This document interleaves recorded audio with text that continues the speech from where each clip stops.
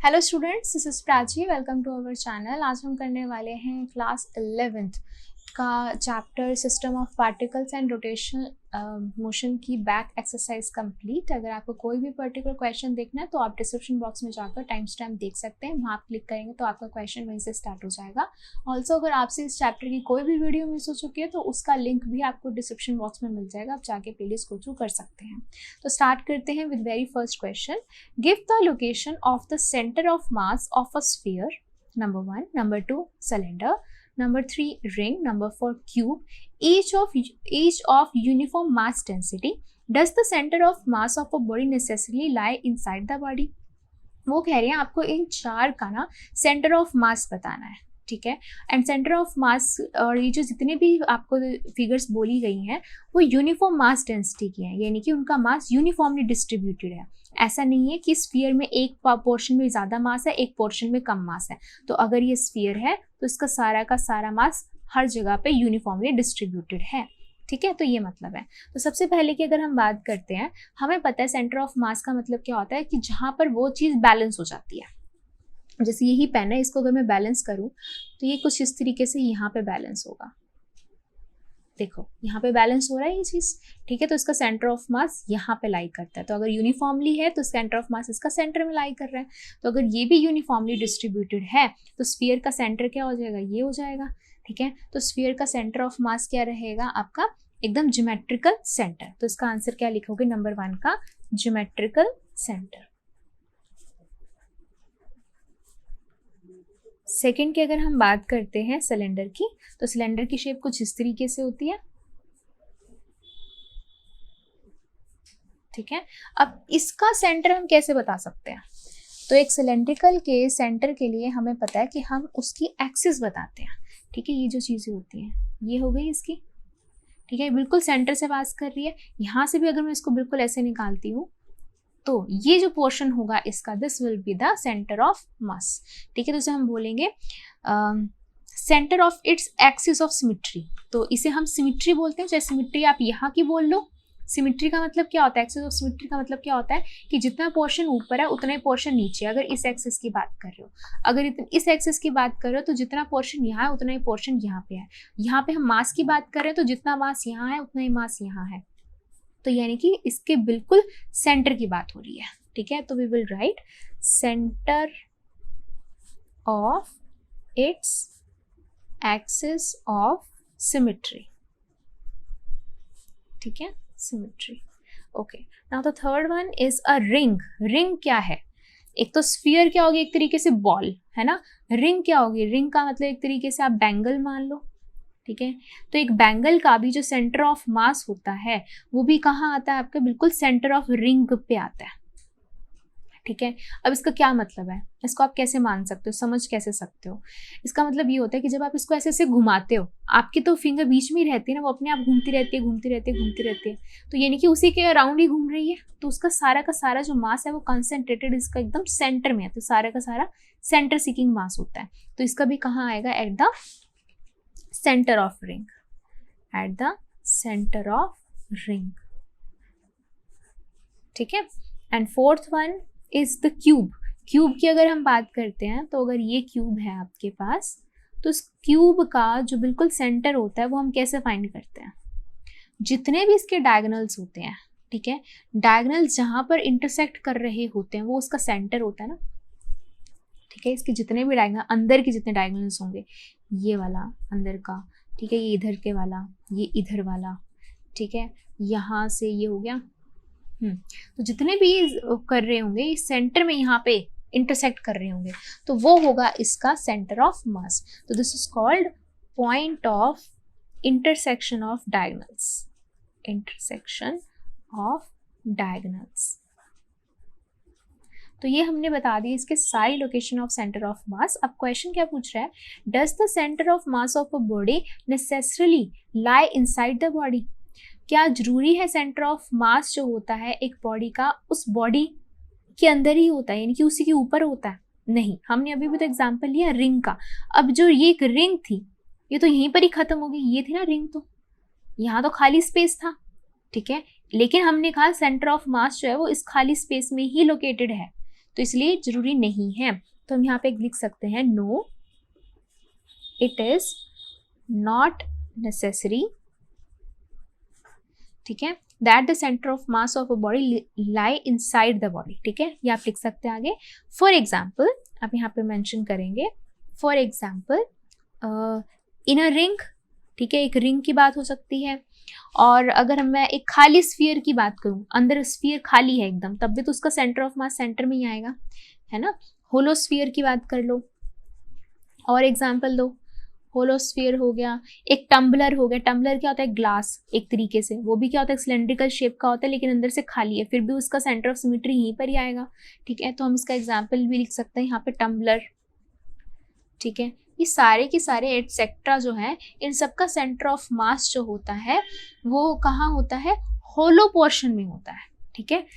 एक for example in सब का हम लिखेंगे etcetera, the centre of mass, the center of mass lies inside their hollow portion, खाली पोर्शन में लाई करता है, जरूरी नहीं है कि उस बॉडी पे ही लाई कर रहा हो, ठीक है। तो ये था आपका क्वेश्चन नंबर फर्स्ट। चलिए करते हैं क्वेश्चन नंबर सेकंड। तो क्वेश्चन नंबर सेकंड क्या कह रहा है, in the HCl molecule the separation between the nuclei of the two atoms is about 1.27 angstrom।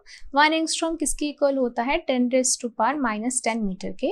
find the approximate location of the center of mass of the molecule given that a chlorine atom is about 35.5 times as massive as the hydrogen atom। Nearly all the mass of the atom is concentrated in its nucleus, ठीक है। तो हमें पता होता है कि जो भी एक एटम होता है उसका सारा का सारा मास किस में होता है, न्यूक्लियस में होता है। Nucleus has number of protons and number of neutrons, and mass क्या होता है, सम ऑफ प्रोटॉन्स एंड न्यूट्रॉन्स, यानी कि एक एटम का सारा मास न्यूक्लियस में ही कॉन्सेंट्रेटेड होता है, यानी कि एट द सेंटर, ठीक है। अब यहाँ पे एक मॉलिक्यूल है, एक तरफ हाइड्रोजन है और एक तरफ क्लोरीन है। तो अगर मान लो हाइड्रोजन यहाँ पर है, ठीक है, ये रहा इसका मास, तो क्लोरीन यहाँ पे है, क्लोरीन बड़ा है, ठीक है, तो ये रहा इसका न्यूक्लियस, तो यहाँ उसके सेंटर में न्यूक्लियस है, ठीक है। अब हमें पता है कि जो हाइड्रोजन का मास होता है वो 1 होता है, राइट, और जो क्लोरीन का जो मास होता है वो 35.5 होता है। तो हम कह सकते हैं, इन्होंने कहा कि क्लोरीन एटम जो है वो हाइड्रोजन एटम से 35.5 टाइम्स ज़्यादा हैवी है, तो यानी कि सेंटर ऑफ मास जो होगा वो हैवी की तरफ होगा। इसको अगेन मैं आपको ऐसे समझा सकती हूँ, जैसे कि ये पेन है, ठीक है। अब इस पेन में अब यहाँ पर क्या आ गया, ये हैवी आ चुका है, ठीक है। अब पहले जहाँ इसका सेंटर ऑफ मास यहाँ आ रहा था, अब सेंटर ऑफ मास इसका यहाँ आएगा, तभी ये क्या हो पाएगा, बैलेंस हो पाएगा इस तरीके से। अभी भी नहीं हो पा रहा है ये, देखो, ठीक है। तो सेंटर ऑफ मास जो होगा वो इसका इस तरफ लोकेट हो जाता है, देखो इस तरफ, अब बिल्कुल सेंटर में नहीं आ रहा ना, इस तरफ लोकेट हो जाता है कि जहाँ पर हैवी पोर्शन होता है तो सेंटर ऑफ मास वहाँ आ जाता है।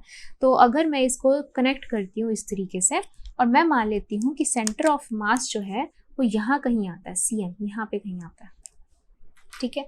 तो हमारे पास जो पोजीशन होती है सेंटर ऑफ मास की, ठीक है, तो हम कैसे मानते हैं, उसको कैसे मानते हैं, मान लो ये है सेंटर ऑफ मास है, तो इसके लिए हमें क्या करना पड़ता है, हमें इसको सबसे पहले तो एक रेफरेंस पॉइंट देना पड़ता है। तो रेफरेंस के लिए मैं मानूंगी कि ये हमारी हो गई एक तरीके से y एक्सिस, ये हो गई आपकी x एक्सिस, ठीक है। तो ये तो बिल्कुल ओरिजिन पे लाई करता है, ठीक है। मुझे ये चाहिए, पोजीशन चाहिए, तो यहाँ से लेकर यहाँ तक मुझे ये x चाहिए, ये मुझे x चाहिए। और सेंटर ऑफ मास का फॉर्मूला मैंने आपको ऑलरेडी एक्सप्लेन कर रखा है कि अगर मेरे को सिर्फ एक ही एक्सिस पे चाहिए होता है तो क्या होता है formula, x is equal to m1x1 plus m2x2 divide में m1 प्लस m2, ये where m1 and m2 are the masses of the two particles, और यहाँ पर क्या है, मॉलिक्यूल्स, यहाँ पे क्या है, एटम्स हैं, ठीक है। तो this is H and this is Cl, ठीक है।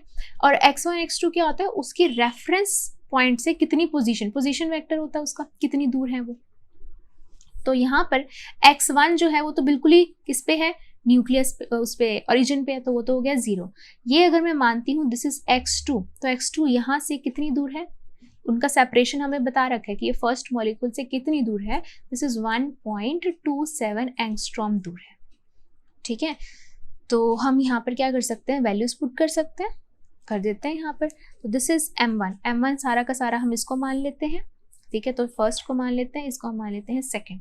तो इसका m1 मास है 1, x1 is also 0, m2 is 35.5 times, तो 35.5, x2 इज 1.27, ठीक है, डिवाइड में m1 प्लस m2, ठीक है, ये तो पोर्शन हो गया 0 आपका, इसको इससे मल्टीप्लाई कर देंगे, ठीक है, एंड 35.5 इंटू 1.27 डिवाइड में 36.5, इसको पूरे को सॉल्व करके यू विल गेट 1.235, और हमने एंगस्ट्रॉम को चेंज नहीं किया, तो ये भी हमारे किस में आएगा, एंगस्ट्रॉम में ही आएगा, ठीक है। This is your answer. अगर आपने इसको मीटर्स में लिखना है तो आप इसको ऐसे लिख सकते हैं 1.235 इंटू 10⁻⁻10 मीटर्स, ठीक है। सो यहाँ आएगा इसका सेंटर ऑफ मास। तो हमने यहाँ पर आंसर सिर्फ x के फॉर्म में ही क्यों फाइंड किया है, वेयर इज y? तो आपने देखा ही कि यहाँ पर जो आपकी एक्सिस बन रही है, यहाँ x एक्सिस है, y की तरफ तो कुछ है ही नहीं है। तो अगर मैं कोऑर्डिनेट्स निकालती हूँ तो कोऑर्डिनेट्स कैसे लिखेंगे, x, y, तो x के तो कोऑर्डिनेट्स आ रहे हैं लेकिन y क्या है, 0 है, तो इसलिए हमने y की वैल्यू ही फाइंड नहीं किया है।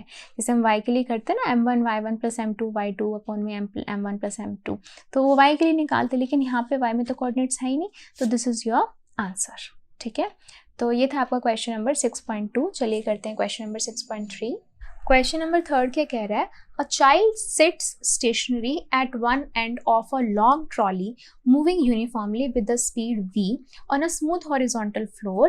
If the child gets up and runs about on a trolley in any manner, what is the speed of the center of mass of the trolley plus child system? तो देखो, ये मान लो ये एक trolley है, ठीक है, इस तरीके से ट्रॉली है, ये रही इसके व्हील्स, ऐसे मान लो यहाँ पे 3 व्हील्स लगे हुए हैं, बहुत लॉन्ग सी ट्रॉली है, ठीक है, ओके। और इसका जो चाइल्ड है ना वो किसी एक एंड पे बैठा था, मान लो चाइल्ड पहले यहाँ पे बैठा हुआ था, ठीक है, तो और ये ट्रॉली क्या कर रही थी, मूव कर रही थी विद कांस्टेंट वेलोसिटी v से, क्लियर है ये बात, ठीक है।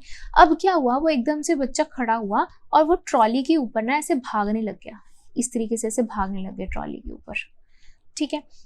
अब हमें बताना है कि जो ट्रॉली का सेंटर ऑफ मास के स्पीड के बारे में बताना है। सेंटर ऑफ मास का मतलब ट्रॉली की नहीं, मतलब पूरे सिस्टम की बतानी है।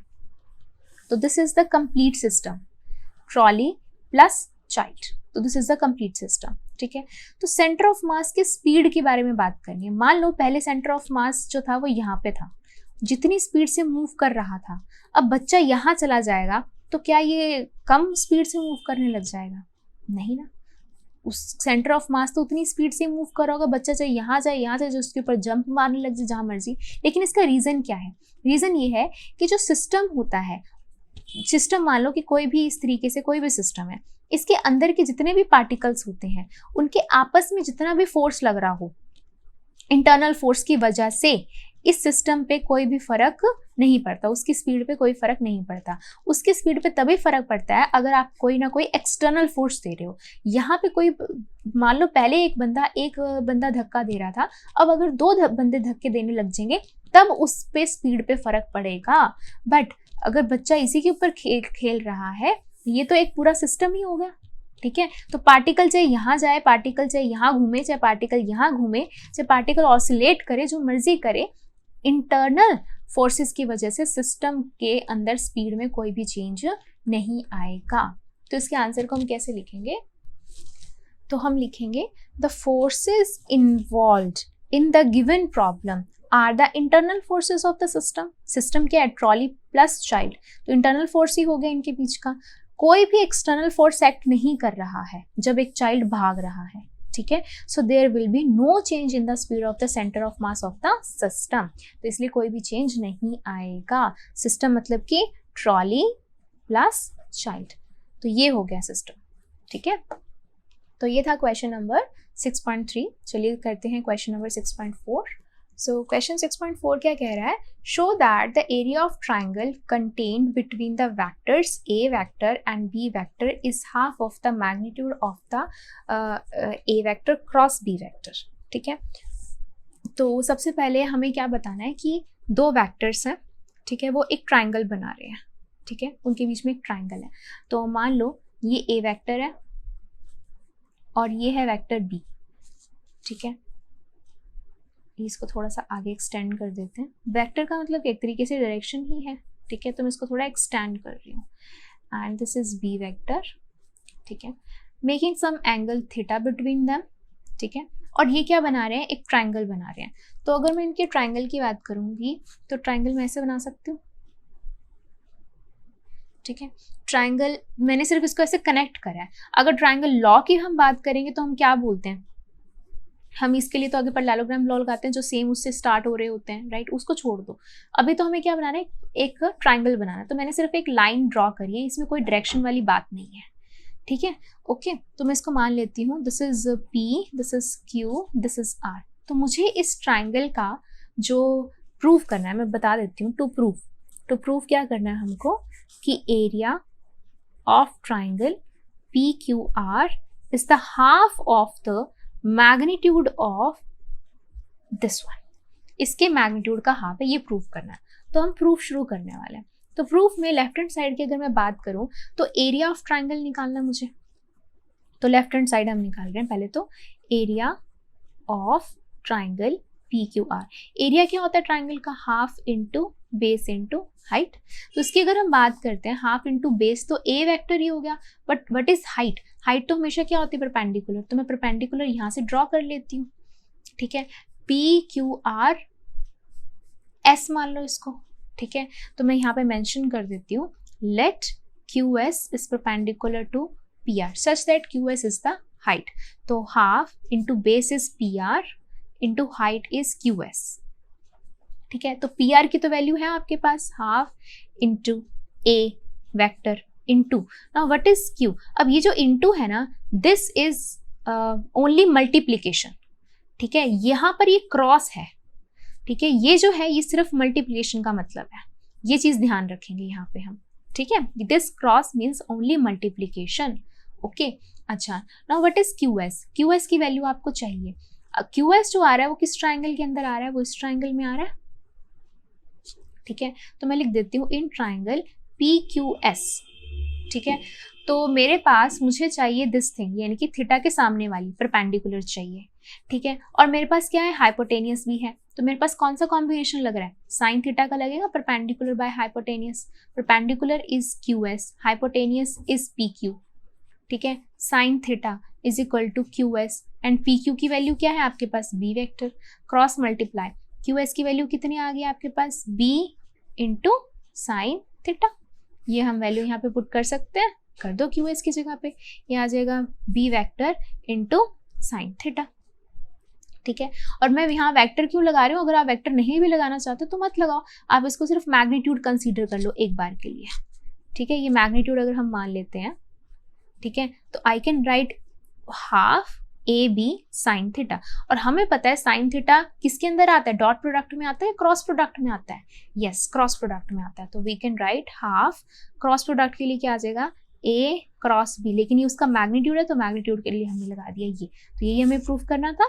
तो यहाँ पे आ गया आपके पास area of triangle P Q R is the half of the magnitude of A vector cross B vector. तो ये था आपका क्वेश्चन नंबर 4। चलिए करते हैं क्वेश्चन नंबर 5। तो अब करते हैं question 6.5। Show that A vector dot B cross C is equal in magnitude to the volume of a parallelepiped formed on the three vectors A, B and C। तो सबसे पहले आपको पता होना चाहिए parallelepiped क्या होता है। जैसे कि अगर मैं कहती हूँ कि कोई एक स्क्वायर है, ठीक है, इसको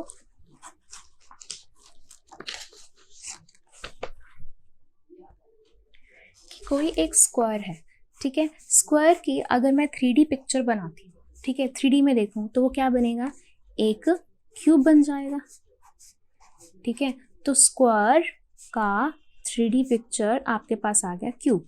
सिमिलरली अगर मैं एक पैरेललोग्राम ड्रॉ करती हूँ, ठीक है, इसका अगर मैं 3D पिक्चर देखूँ, दिस इज 3D पिक्चर, ठीक है।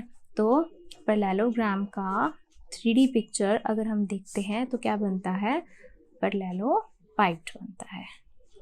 ठीक है, ये चीज़ है। तो इसको हम ड्रॉ करते हैं यहाँ पर सबसे पहले तो इस तरीके से।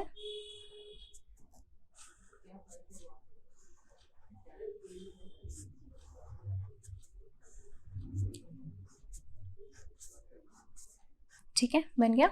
अब इन्होंने क्या बोला है कि हमें क्या शो करना है, ये 3 वेक्टर से बना हुआ है। ठीक है, ये 3 वेक्टर से बना हुआ है और हमें शो करना है कि ए वेक्टर डॉट बी क्रॉस सी जो है वो किसके इक्वल होगा, मैग्नीट्यूड ऑफ द वॉल्यूम, इसके वॉल्यूम के इक्वल होगा। ठीक है, तो अगर मैं मान लेती हूँ कि मान लो ये ए वेक्टर है, ठीक है, ठीक है, ये मान लेते हैं हमारे पास बी वेक्टर है और ये मान लेते हैं अगर हमारे पास सी वेक्टर है। ठीक है, तो मैं फाइंड करने वाली हूँ ए डॉट बी क्रॉस सी।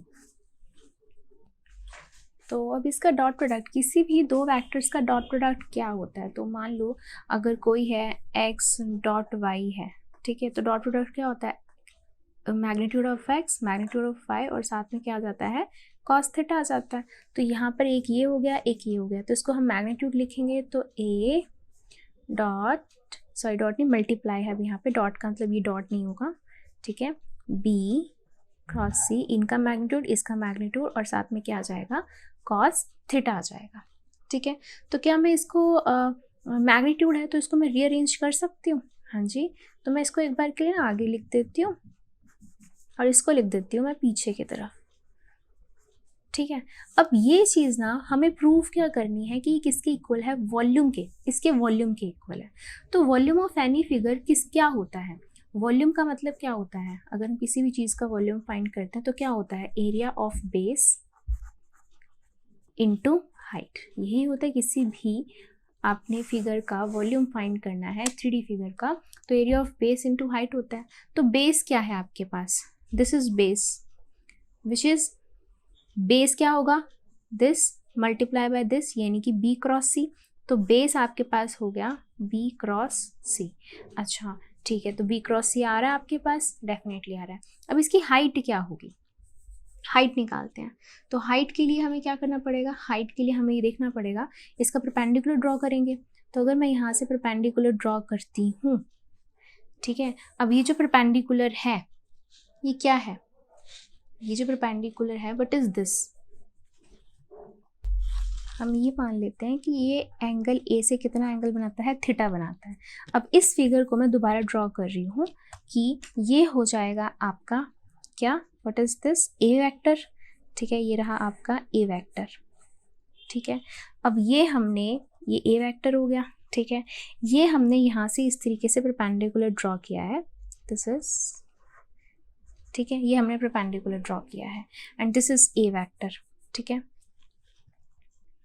मुझे इसकी वैल्यू चाहिए, इस ब्लैक लाइन की वैल्यू चाहिए। तो अगर मैं इसको थोड़ा सा आगे एक्सटेंड करती हूँ और इससे ऐसे ऐसे मीट करवा दूँ, ठीक है, तो ये क्या बन रहा है, एक तरीके से 90 डिग्री बन रहा है, राइट। मुझे इस ब्लैक लाइन की वैल्यू चाहिए।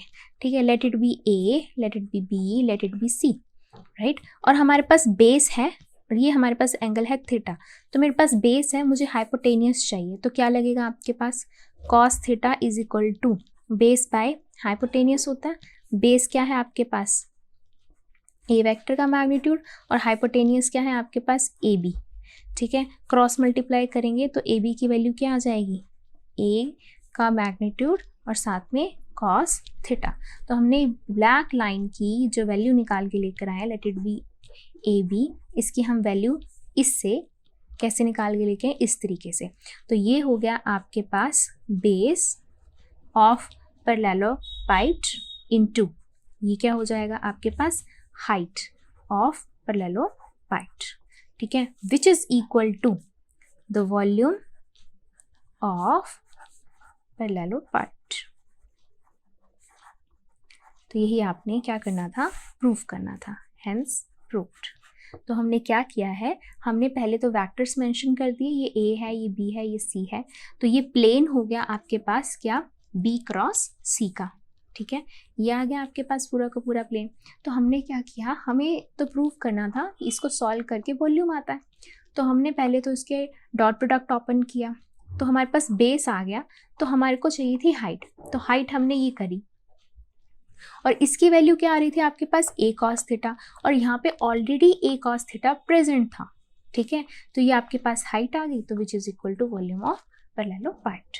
तो ये था आपका क्वेश्चन नंबर 6.5। चलिए करते हैं क्वेश्चन नंबर 6.6। सो क्वेश्चन 6.6 क्या कह रहा है, find the components along X Y Z axis of the angular momentum I of angular momentum, it is L, angular momentum L से होता है, ठीक है, L of a particle whose position vector is r with components x, y, z and momentum क्या है, linear momentum क्या है, p है, और उसके components क्या है, px, py, pz है। show that if the particle moves only in xy plane then the angular momentum has only z component।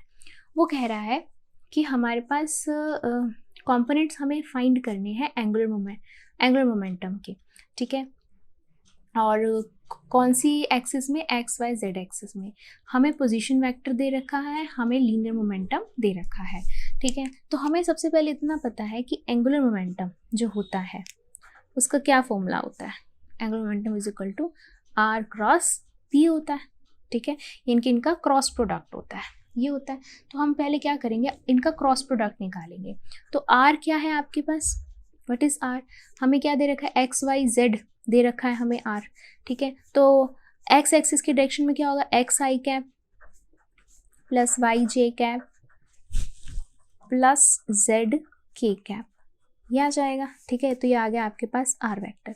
अब पी वेक्टर लिख दो, अब आपके पास पी वेक्टर लीनियर मोमेंटम क्या है आपके पास, पी एक्स, तो पी एक्स आई कैप, पी वाई जे cap, P Z के कैप, ठीक है। अब इसका हमें निकालना है क्रॉस प्रोडक्ट, तो आर क्रॉस पी, उसके क्या मेथड होता है, हम यहाँ लिखते हैं आई जे के लिखते हैं, है ना, फिर यहाँ पे डाल देते हैं एक्स वाई जेड, आर के आगे लिख देंगे, ये जो फिर पी के वैल्यूज लिख देंगे यहाँ पे हम, P X P Y P Z, और ये होता है प्लस माइनस प्लस। फिर हम लिखेंगे R cross P equals to, पहले आएगा आपके पास आई कैप, तो आई कैप फाइंड करने के लिए हम क्या करते हैं, इसको और इसको भूल जाते हैं, है ना, इसको इससे मल्टीप्लाई करते हैं, है ना, माइनस दिस मल्टीप्लाई दिस, तो क्या आएगा आपके पास, Y P Z minus Z P Y, ठीक है। उसके बाद माइनस लगता है, माइनस जे कैप, फिर इसको यहाँ भूल जाते हैं, इसको इससे करते हैं x P Z minus Z P X, ठीक है, फिर प्लस के कैप, के लिए ये भूल जाते हैं, फिर ये आता है X P Y minus Y P X, ठीक है। और ये हम क्या फाइंड कर रहे हैं, R cross P which is equal to angular momentum this one, ये आ गया एंगुलर मोमेंटम सारा का सारा, तो मैं यहीं पर लिख देती हूँ, ये आ गया आपका एल वेक्टर, ठीक है, ये हमने फाइंड कर लिया। लेकिन उन्होंने बोला है show that if the particle moves only in X Y plane, सिर्फ एक्स वाई प्लेन में ही मूव कर रहा है, तो एंगुलर मोमेंटम के पास सिर्फ जेड कंपोनेंट होगा। तो हम यहाँ लिखते हैं if particle moves only in X Y plane, अगर पार्टिकल एक्स वाई प्लेन में ही मूव कर रहा है, यानी कि उसका पोजीशन जो होगा जेड की तरफ वो ज़ीरो हो जाएगा, उसका जो लीनियर मोमेंटम होगा जेड की तरफ वो भी क्या हो जाएगा, ज़ीरो हो जाएगा। तो पोजीशन जेड की तरफ ज़ीरो, यानी कि जेड आपका ज़ीरो, लीनियर मोमेंटम जेड की तरफ ज़ीरो, यानी कि पी जेड ज़ीरो, ठीक है। तो हम यहाँ लिख सकते हैं कि अगर पार्टिकल आपका एक्स वाई प्लेन में मूव कर रहा है देन जेड भी ज़ीरो होगा, यानी कि जेड एक्सिस की तरफ पोजीशन भी ज़ीरो होगी, जेड एक्सिस की तरफ लीनियर मोमेंटम भी ज़ीरो होगा। और जब हम इसके अंदर ये चीज़ पुट करेंगे तो क्या क्या टर्म्स ज़ीरो हो जाएंगी, पी जेड ज़ीरो, ये ज़ीरो, जेड यहाँ है ये ज़ीरो, पी जेड ज़ीरो, ये ज़ीरो, जेड यहाँ है ये ज़ीरो, यहाँ पर नहीं है, तो आपके पास सिर्फ एल जो बचा वो सिर्फ ये बचा, K cap X P Y minus Y P X, ठीक है। तो ये आ गया आपके पास आंसर। आपने शो करना था कि अगर पार्टिकल एक्स वाई में मूव करता है देन एंगुलर मोमेंटम के पास सिर्फ z कंपोनेंट होगा, तो उसके पास सिर्फ z कंपोनेंट ही है।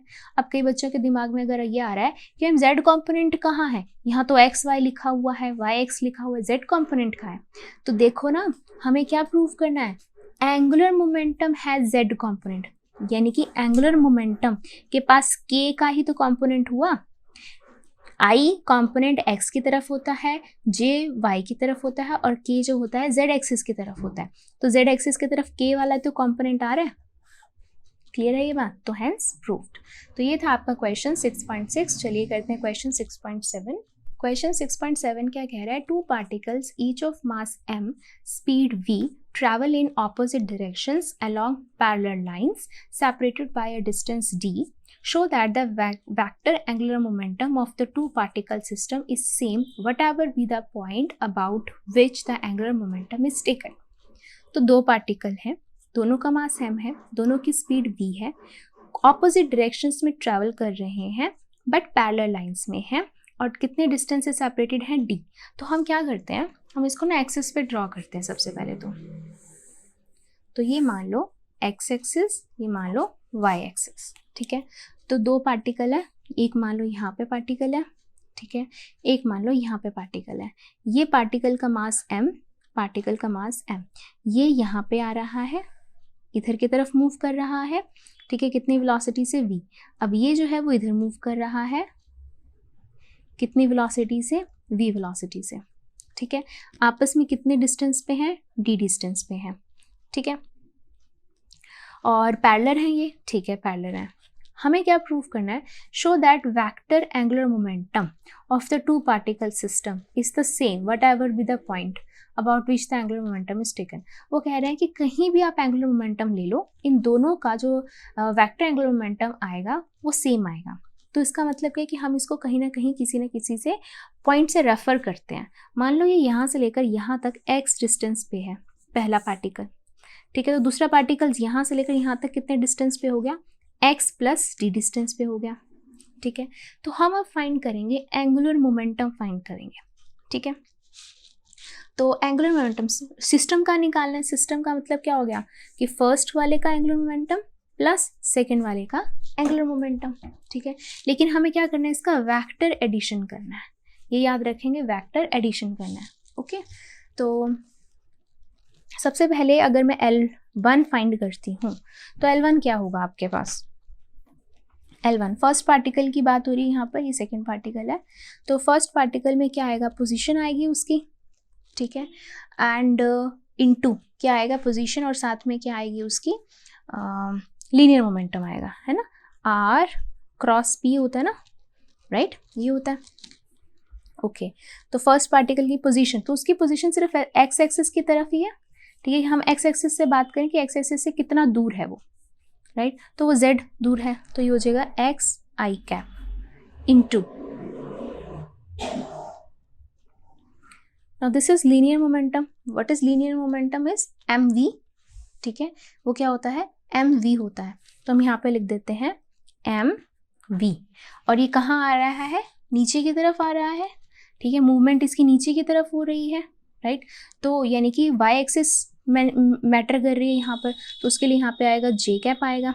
एंड जब हम पॉजिटिव से नेगेटिव की तरफ मूव करते हैं, ऊपर जाते हैं तो पॉजिटिव, नीचे आते हैं तो नेगेटिव होता है, ठीक है। यहाँ से हम मेजर करेंगे तो पॉजिटिव, यहाँ से मेजर करेंगे तो नेगेटिव होता है। तो नीचे आ रहा है तो यहाँ पे क्या लगाएंगे, हम माइनस का साइन लगाएंगे, ठीक है, ओके।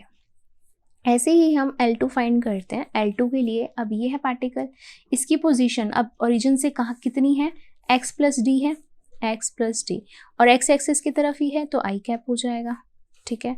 क्रॉस ये कहाँ मूव कर रहा है, यहाँ से यहाँ पे मूव कर रहा है, पॉजिटिव की तरफ मूव कर रहा है, तो ये सिंपल mv, और साथ में y एक्सिस है तो ये हो जाएगा j कैप हो जाएगा, ठीक है। अब ये दोनों वैल्यूज हम इसके अंदर पुट कर देते हैं फर्स्ट वाले में, तो ये आ जाएगा x i कैप, ठीक है, into minus mv j cap plus x plus D i cap into mv j cap, ठीक है। अब देखो ये एक आपका मैग्नीट्यूड है, एक ये मैग्नीट्यूड है, तो ये i कैप j कैप के बीच में क्रॉस है, ये तो आपके कांस्टेंट है ना, ये एक साथ हो जाएंगे, मल्टीप्लाई और ये हो जाएंगे एक साथ, तो ये हो जाएगा माइनस एक्स एम वी और ये हो जाएगा I cap cross J cap, ठीक है, प्लस ऐसे ही x प्लस डी ये और ये कांस्टेंट एक साथ हो जाएंगे और ये हो जाएगा I cap into J cap, ठीक है।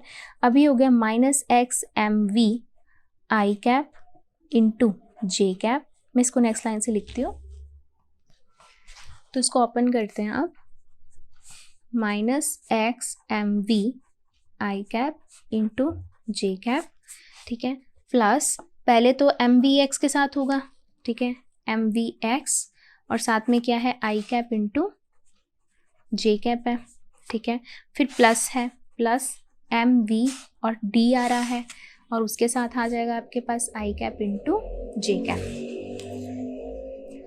तो अब आप यहाँ पे देख सकते हो कि first term and second term बिल्कुल सेम है, बस ये प्लस का है ये माइनस का है, तो ये क्या हो जाएगी, कैंसिल आउट हो जाएंगी, तो आपके पास बचा सिर्फ और सिर्फ ये। तो एंगुलर मोमेंटम क्या आया है, एम वी डी और साथ में आई कैप क्रॉस जे कैप। अब ये देखो, इसके अंदर देखो, this linear momentum is independent of x, independent of x. X क्या था, ओरिजिन से डिस्टेंस हमने लिया था, है ना, हमें क्या शो करना था, हमें बताना था कि जो वेक्टर एंगुलर मोमेंटम है ना दो पार्टिकल सिस्टम का, वो सेम रहता है what ever the point about which the angular momentum is taken. कोई भी पॉइंट हो जहाँ मर्जी से आप एंगुलर मोमेंटम फाइंड करो। तो अभी मैंने पॉइंट ये ओरिजिन माना था, अगर मैं ये पॉइंट ये दोनों पार्टिकल्स को मैं इधर लेफ्ट हैंड साइड लेकर जाती और तब सॉल्व करती तो भी यही आता, क्योंकि एंगुलर मोमेंटम पोजीशन के इंडिपेंडेंट आया है, जहाँ मर्जी से ले लो, इसमें सिर्फ मास आई है, उनका वेलोसिटी आया और उनके बीच का डिस्टेंस आया है। क्लियर होगी बात, तो ये आपने प्रूव कर दिया। तो ये था आपका क्वेश्चन नंबर 6.7। चलिए करते हैं क्वेश्चन नंबर 6.8। सो क्वेश्चन 6.8 क्या कह रहा है, a non uniform bar of weight W is suspended at the rest two strings of the negligible weight. The angle made by the string with the vertical are 36.9 and 53.1 respectively. The bar is 2 meter long. Calculate the distance d of the center of the gravity of the bar from its left end. तो उसको कैसे हम बनाएंगे, तो सबसे पहले ये imagine करते हैं कि दो स्ट्रिंग्स हैं, तो उनको स्ट्रिंग्स को बांधने के लिए हमने ये क्या बनाई है, एक स्पोर्ट बनाई है, ठीक है, दो स्ट्रिंग है और उन्होंने क्या बांध रखा है, उन्होंने एक नॉन यूनिफॉर्म बार बांध रखा है। तो ये रहा नॉन यूनिफॉर्म बार,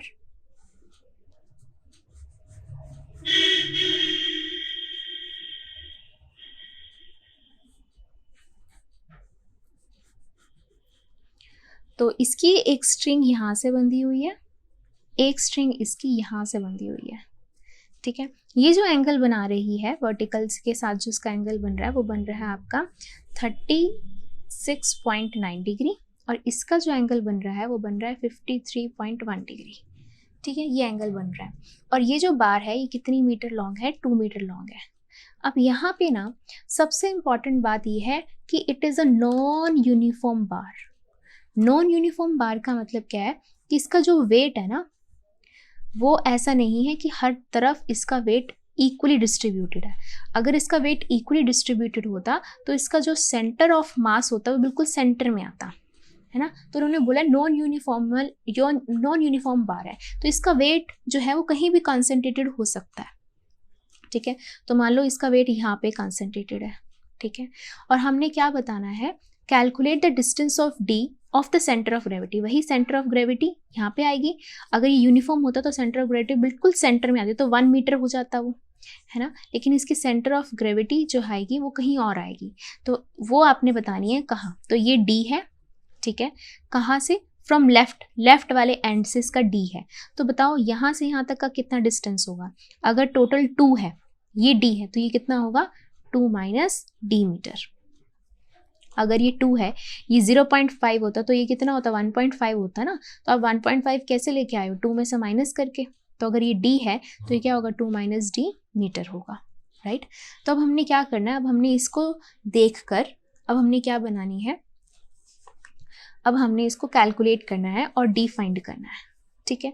तो जब हमारे पास कोई भी ऐसा पोर्शन आता है तो हम क्या करते हैं, सबसे पहले हम जो भी फोर्सेस लग रहे होते हैं उनको रिजॉल्व करते हैं, फोर्सेस को रिजॉल्व करते हैं और उसके बाद इक्वेशंस बनाते हैं, देन हम क्या फाइंड कर पाते हैं, डी फाइंड कर पाते हैं। ठीक है, तो स्टार्ट करते हैं इसको सॉल्व करना।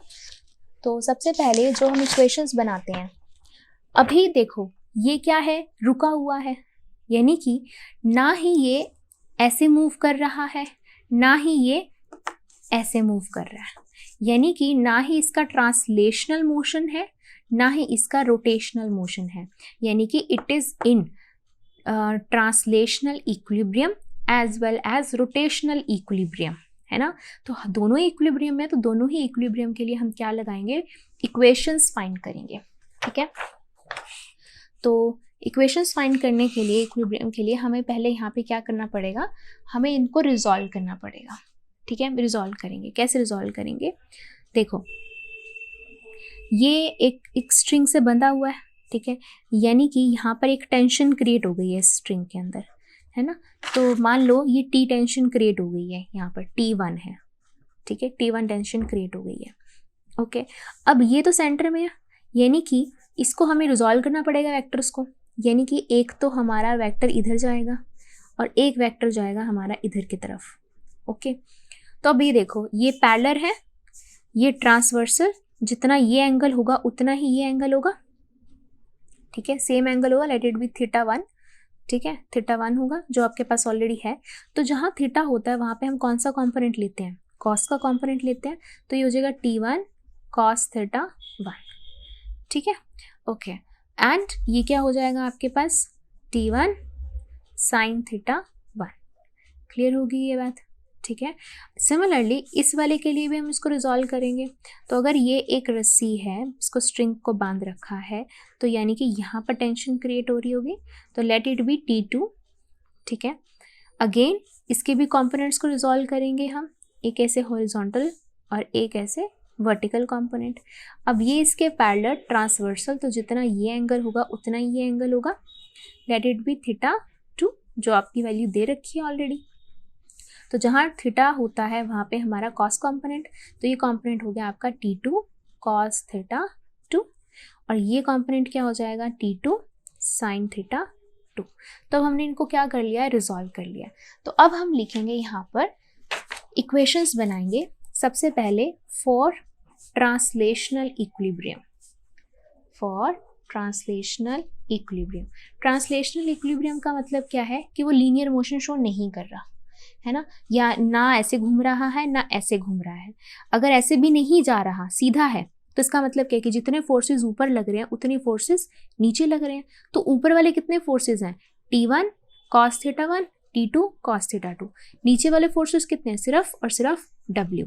तो अब हम यहाँ पे क्या लिख देंगे कि जितने ऊपर फोर्सेस लग रहे हैं उतने ही डाउनवर्ड लग रहे हैं। Upward forces equals to downward forces, तो अपवर्ड फोर्सेस दो हैं, T1 cos θ1 plus T2 cos θ2 equals to downward forces. Downward forces सिर्फ आपके पास एक है, दैट इज W। तो ये आ गया आपके पास फर्स्ट इक्वेशन। अब हम फाइंड करते हैं second equation for rotational equilibrium, for rotational equilibrium. तो रोटेशनल इक्विलिब्रियम के लिए अब ये क्या हो रहा है, घूम नहीं रहा है ना। घूमने वाले फोर्स को हम क्या बोलते हैं, टॉर्क कहते हैं। ठीक है, तो यानी कि हमें क्या फाइंड करना है, टॉर्क फाइंड करना। Sorry trim last line. तो अब सेकंड हम करेंगे रोटेशनल इक्विलिब्रियम, बट रोटेशनल से पहले एक चीज़ हमारे पास मिस हो गई है। क्या, मैंने आपको बोला था कि ट्रांसलेशनल में ना ही वो ऐसे लीनियर मोशन शो कर रहा है ना ही वो ऐसे शो कर रहा है। जब ऐसे नहीं कर रहा शो तो हमने upward forces equals to downward forces हो गए। अब ऐसे भी तो मूव नहीं कर रहा, यानी कि लेफ्ट हैंड का फोर्स इक्वल होगा, लेफ्ट हैंड का फोर्स इक्वल होगा राइट हैंड के फोर्स के। तो यानी कि ट्रांसलेशनल ही इक्विलिब्रियम के अंदर दूसरी इक्वेशन भी आपके पास क्या आएगी, लेफ्ट हैंड साइड में कौन सा फोर्स है, T1 sin θ1, वो इक्वल होगा किसके, सेकंड वाले के, दैट इज T2 sin θ2। तो हमें ट्रांसलेशनल से दो इक्वेशन आई है, ना ही वो ऐसे वर्टिकल मोशन शो कर रहा है ना ही हॉरिजॉन्टल, तो दोनों इक्विलिब्रियम में हो गए। अब हम बात करेंगे रोटेशनल की, यानी कि अब वो ऐसे ऐसे भी नहीं रोटेट कर रहा, अगर ऐसे ऐसे रोटेट नहीं कर रहा तो यानी कि जो टॉर्क लेफ्ट हैंड साइड का होगा उतना ही टॉर्क यहाँ का होगा, ठीक है। ऐसे बैलेंस हो रहा है ना कि सेंटर ऑफ ग्रेविटी का टॉर्क जो इधर की तरफ होगा उतना ही टॉर्क यहाँ की तरफ होगा। तो यहाँ वाला जो टॉर्क है वो क्या होगा आपका, इधर वाला टॉर्क क्या होगा आपका क्लॉकवाइज, इधर वाला टॉर्क जो होगा ऐसे, है ना, इधर की तरफ लग रहा है तो ये क्लॉकवाइज, ये हो जाएगा एंटी क्लॉकवाइज, राइट। या फिर ये क्लॉकवाइज ये एंटी क्लॉकवाइज, ये इस तरीके से, तो दोनों ही क्या होंगे, इक्वल होंगे। तो हम यहाँ पे लिखेंगे कि clockwise torque equals to anticlockwise torque, clockwise torque equals to anticlockwise torque. तो क्लॉकवाइज टॉर्क के लिए देखो ये इधर लिखे जा रहा है आपके पास, ठीक है। तो ये क्या हो जाएगा T1 cos theta 1, force into displacement होती है दैट इज D, तो ये हो जाएगा T1 cos theta 1 into D equals to anticlockwise, ठीक है। Now this is anticlockwise, ये इधर की तरफ है तो इधर की तरफ है, ठीक है। एंटी क्लॉकवाइज के लिए क्या है T2 cos थीटा 2 इंटू इसका डिस्टेंस क्या है सेंटर ऑफ ग्रेविटी से 2 माइनस D, ठीक है, ये वाला डिस्टेंस है। तो अब हमारे पास ये आ गई थर्ड इक्वेशन। अब हमें क्या करना है, अब हमें फाइंड करनी है वैल्यूज फाइंड करनी है किसकी, हमें इन्होंने बोला डिस्टेंस D की वैल्यू फाइंड करनी है। अब D की वैल्यू हम कैसे फाइंड कर सकते हैं इन तीन इक्वेशंस की हेल्प से, कैसे करेंगे। तो सबसे पहले ये देखो, अगर मैं इसको इक्वेशन को सॉल्व करने की कोशिश करूं तो नहीं हो पाएगा, बहुत डिफिकल्ट बन रहा है, यहाँ प्लस है इधर आके माइनस, बहुत डिफिकल्ट बन रहा है। बट अगर मैं सेकंड इक्वेशन को देखती हूँ, सेकंड में क्या है, सेकंड में देखो left hand side equals to right hand side ही है, तो अगर इन दोनों को मैं डिवाइड कर दूँ तो T से T कैंसिल हो जाएगा, T2 से T2 कैंसिल हो जाएगा, तो हमारे पास D में कुछ ना कुछ फॉर्म बन जाएगी, है ना। तो वही करेंगे, डिवाइडिंग इक्वेशन 3/2। तो थर्ड इक्वेशन है T1 cos theta 1 into D, divide में ये क्या है T1 sin theta 1 equals to T2 cos theta 2 into 2 minus D, divide में क्या है T2 sin थीटा 2, ये है आपके पास। अब देखो T1 से T1 कैंसिल, T2 से T2 कैंसिल, अब साइन कॉस बाय साइन क्या होता है कॉट थीटा, तो कॉट थीटा 1 इंटू D, ये हो जाएगा cot theta 2 into 2 minus D, ठीक है। अब थीटास की वैल्यू यहाँ पे पुट करो, थीटा 1 हमारे पास क्या दे रखा है, ये थीटा 1 दैट इज कॉट 36.9, 2 क्या है 53.1, तो है 53.1, ये है 2 माइनस D। अब यहाँ पे ना एक चीज़ देखो, अगर मैं कन्वर्ट करूँ कॉट को टैन में, ठीक है, टैन और कॉट का क्या कनेक्शन होता है, tan 90 minus theta equals to cot theta होता है ना, यही होता है आपके पास।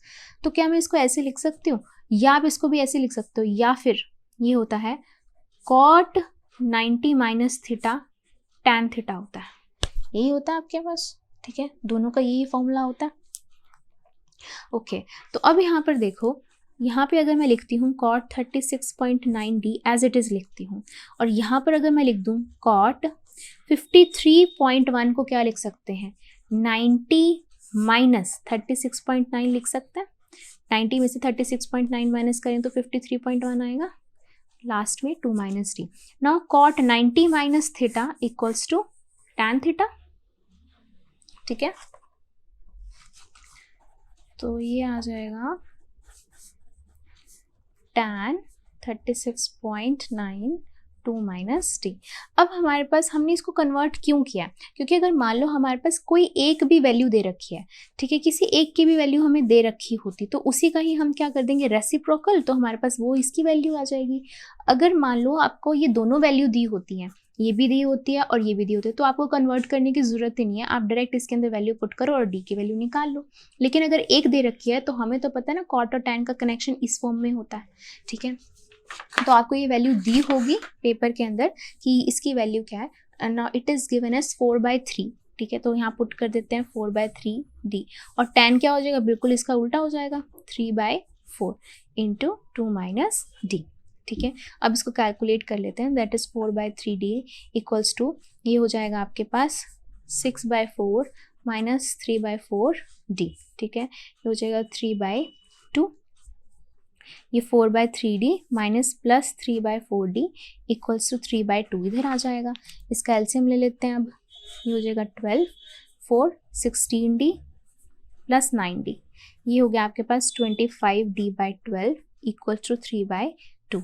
क्रॉस मल्टीप्लाई कर देंगे तो D कितना आ जाएगा 25, एक मिनट, ये आएगा आपके पास 12 × 3 डिवाइड में 25 × 2, इसको से कैंसिल कर दिया, ये आ गया आपके पास 6, तो ये हो गया 18/25। और जब हम इसको पॉइंट्स में लिखेंगे तो आ जाएगा आपके पास 0.72 मीटर्स और 72 सेंटीमीटर, ठीक है। तो यहाँ पर देखो ये कितनी दूर है, 72 सेंटीमीटर या 0.72 सेंटीमीटर, तो ये हमने D की वैल्यू निकाल ली, ठीक है। अगर ये यूनिफॉर्म बार होता तो बिल्कुल सेंटर में होता, ठीक है। तो इस तरीके से हमने इस क्वेश्चन को सॉल्व किया। तो ये था आपका क्वेश्चन 6.8। चलिए करते हैं क्वेश्चन 6.9। तो क्वेश्चन 6.9 क्या कह रहा है, a car weighs 1800 kg, the distance between the front and the back axles is 1.8 metre, its center of gravity is 1.05 meter behind the front axle, determine the force exerted by the level ground on each front wheel and each back wheel, ठीक है।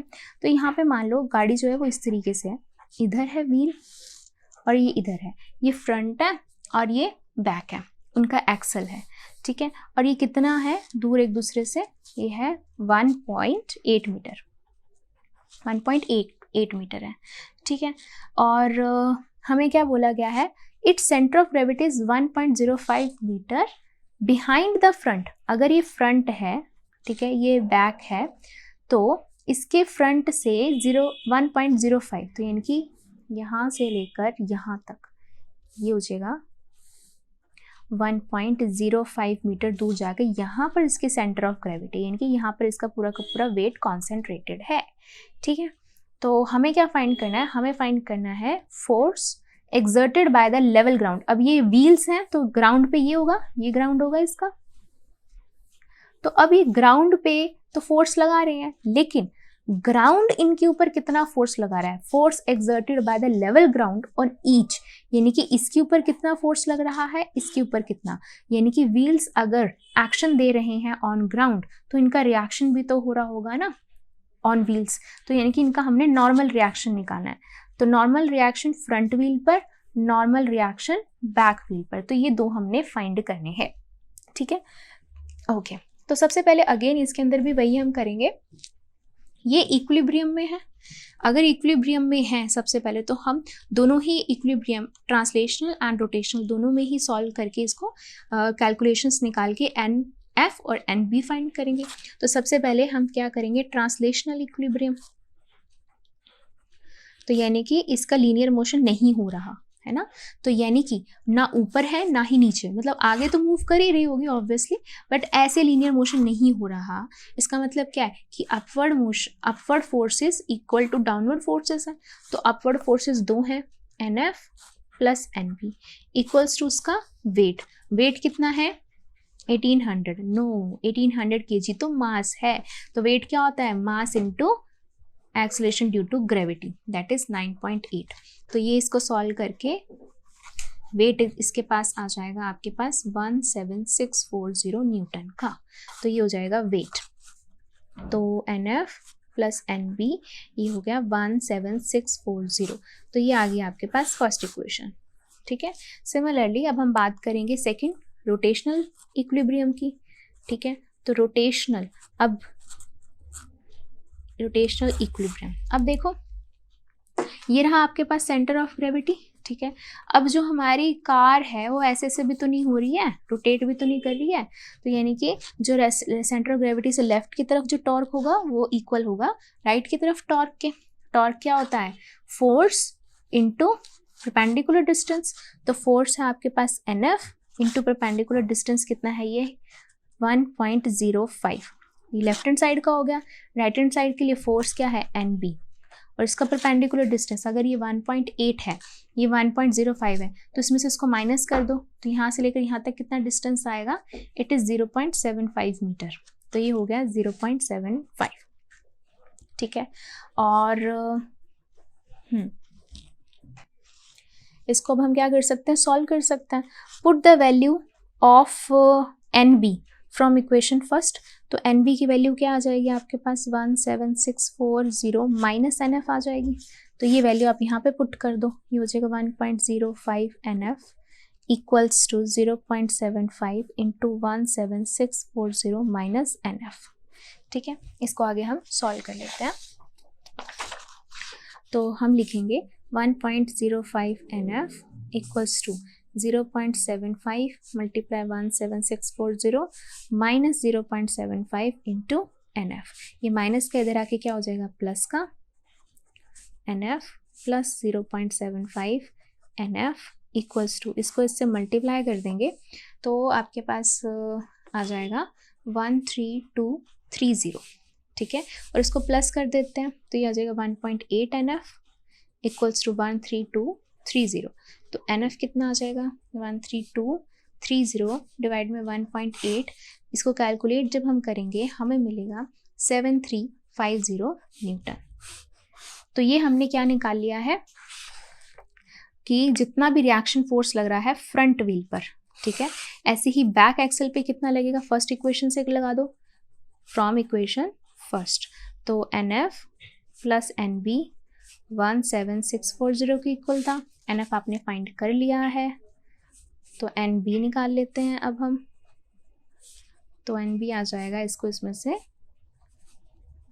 Minus करके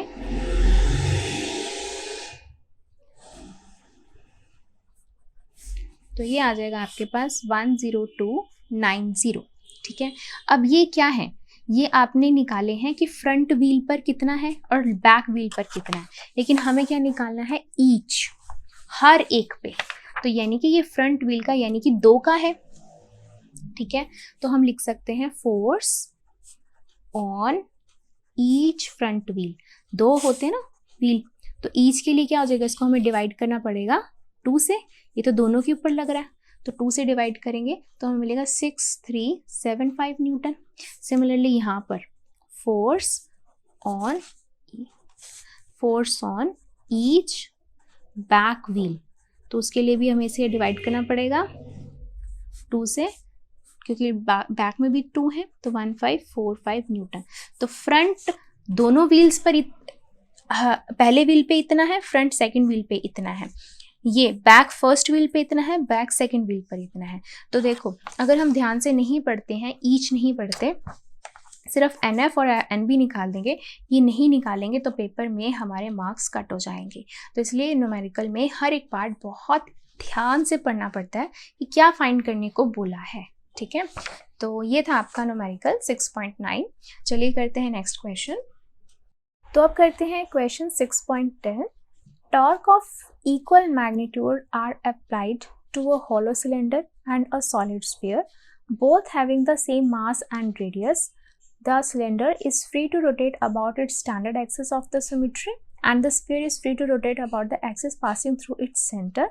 Which of two will acquire a great angular speed after a given time? तो हमारे को यहाँ पर 2 solid figures दी गई हैं, one is cylinder and another is sphere. और जो सिलेंडर है वो रोटेट कर रहा है अपनी स्टैंडर्ड एक्सिस की तरफ, और जो स्फीयर है वो रोटेट कर रहा है अपनी सेंटर की एक्सिस की तरफ। तो याद करिए मैंने आप लोगों को जब मोमेंट ऑफ इनर्शिया एक्सप्लेन किया था तो वहाँ मैंने आपको एक टेबल बोला था कि जो आपके एनसीईआरटी में भी टेबल है, ये टेबल आपकी स्क्रीन पर आ चुका है, आप यहाँ पर देख सकते हो। For different figures different moment of inertia is given, right.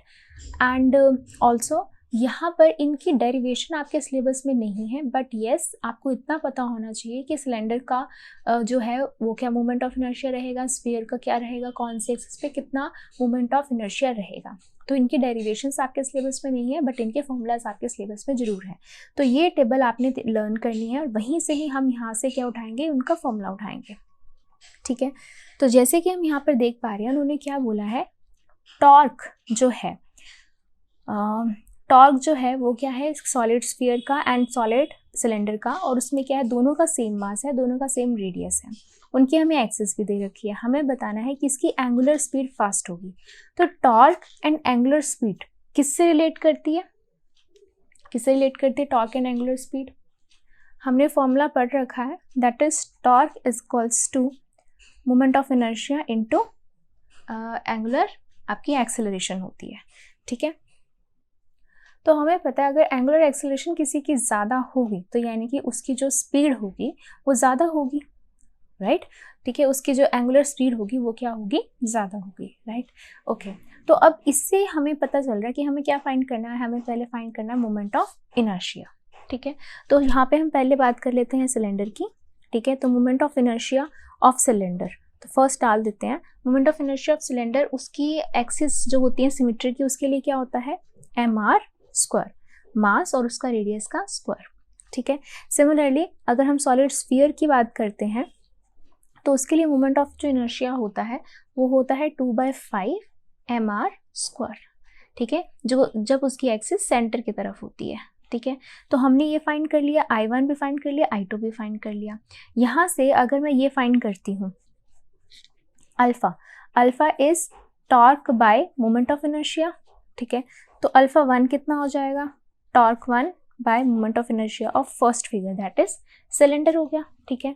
तो यहाँ पे हमने लगा लिया ये हो गया आपका टॉर्क अपॉन में mr स्क्वायर, ठीक है। यहाँ से अगर हम देखें तो अल्फा 2 इक्वल्स टू, अब उन्होंने बोला टॉर्क ऑफ इक्वल मैग्नीट्यूड, ठीक है, तो दोनों में तो टॉर्क हमने इक्वल लगाया, तो यहाँ पे मैं अल्फा 2 चाहे टॉर्क 2 पुट करूँगी होगा तो वो टॉर्क ही, क्योंकि हमें गिवन है torque 1 equals to torque 2, equal magnitude का हमने अप्लाई करा है। एंड ये कितना आया है आपके पास 2/5 mr स्क्वायर, तो ये 5 ऊपर चला जाएगा, 2 नीचे आ जाएगा और नीचे हो जाएगा mr स्क्वायर, ठीक है। So this is 2.5, 5/2 and torque upon में mr स्क्वायर, ये क्या आ रहा है आपके पास, ये आ रहा है अल्फा 1 की वैल्यू आ रही है, अल्फा 1, तो हमें क्या मिल गया, alpha 2 equals to 2.5 times of alpha 1।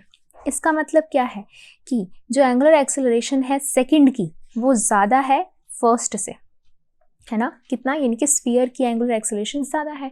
अगर स्फीयर की एंगुलर एक्सेलरेशन ज़्यादा है यानी कि उसके पास एंगुलर स्पीड भी ज़्यादा होगी। कैसे, क्या रिलेशन होता है हमारे पास, omega equals to omega naught plus alpha T, ये होता है, ठीक है। दोनों अगर पहले रुके हुए थे घूमना शुरू करेंगे, ठीक है, दैट इम्प्लाइज इस तरीके से ये आ जाएगा इसका फॉर्मूला, ठीक है। अगर पहले वो रुके हुए थे घूमना शुरू करेंगे गिवन टाइम में, तो जिसका ओमेगा ज़्यादा, जिसका अल्फा ज़्यादा मतलब उसका ओमेगा भी ज़्यादा है, ठीक है। तो हम यहाँ पे क्या लिखेंगे, एंगुलर स्पीड किसकी ज़्यादा होगी, स्फीयर की ज़्यादा होगी एज कंपेयर टू सिलेंडर। तो ये था आपका क्वेश्चन नंबर 10। चलिए करते हैं क्वेश्चन नंबर 11। ना क्वेश्चन नंबर 11 क्या कह रहा है, a solid cylinder of mass 20 kg rotates about its axis with angular speed 100 radian per second, ठीक है। The radius of the cylinder is 0.525 metre. What is the kinetic energy associated with the rotation of the cylinder and what is the magnitude of the angular momentum of the cylinder about its axis? तो हमें find सबसे पहले क्या करनी है, kinetic energy find करनी है, ठीक है। तो kinetic energy घूमने वाली का क्या फॉर्मूला होता है, नॉर्मल kinetic energy क्या होती है, हाफ mv², ठीक है। रोटेशनल kinetic energy क्या होती है आपके पास, हाफ मास कन्वर्ट हो जाता है मोमेंट ऑफ इनर्शिया में, लीनियर वेलोसिटी कन्वर्ट हो जाती है एंगुलर वेलोसिटी में, ये होता है। Now angular velocity, angular speed is given, right? मास जो है वो गिवन है, लेकिन हमें क्या चाहिए, हमें तो चाहिए मोमेंट ऑफ इनर्शिया चाहिए। तो मोमेंट ऑफ इनर्शिया जो होता है एक सिलेंडर का क्या होता है, हमने ऑलरेडी देख रखा था, उसकी खुद की एक्सिस के लिए, ठीक है, सिमेट्रिकल एक्सिस के लिए तो mr² था, उसके खुद की ऑन एक्सिस के लिए उसका क्या होता है, देखा ना, अबाउट इट्स एक्सिस। तो मोमेंट ऑफ इनर्शिया क्या होता है, 1/2 mr², ठीक है। नाउ 1/2 मास आपको दे रखा है 20 kg, रेडियस आपको दे रखा है 0.25, ये हो जाएगा उसका स्क्वायर, ये हो गया आपके पास 10, ठीक है।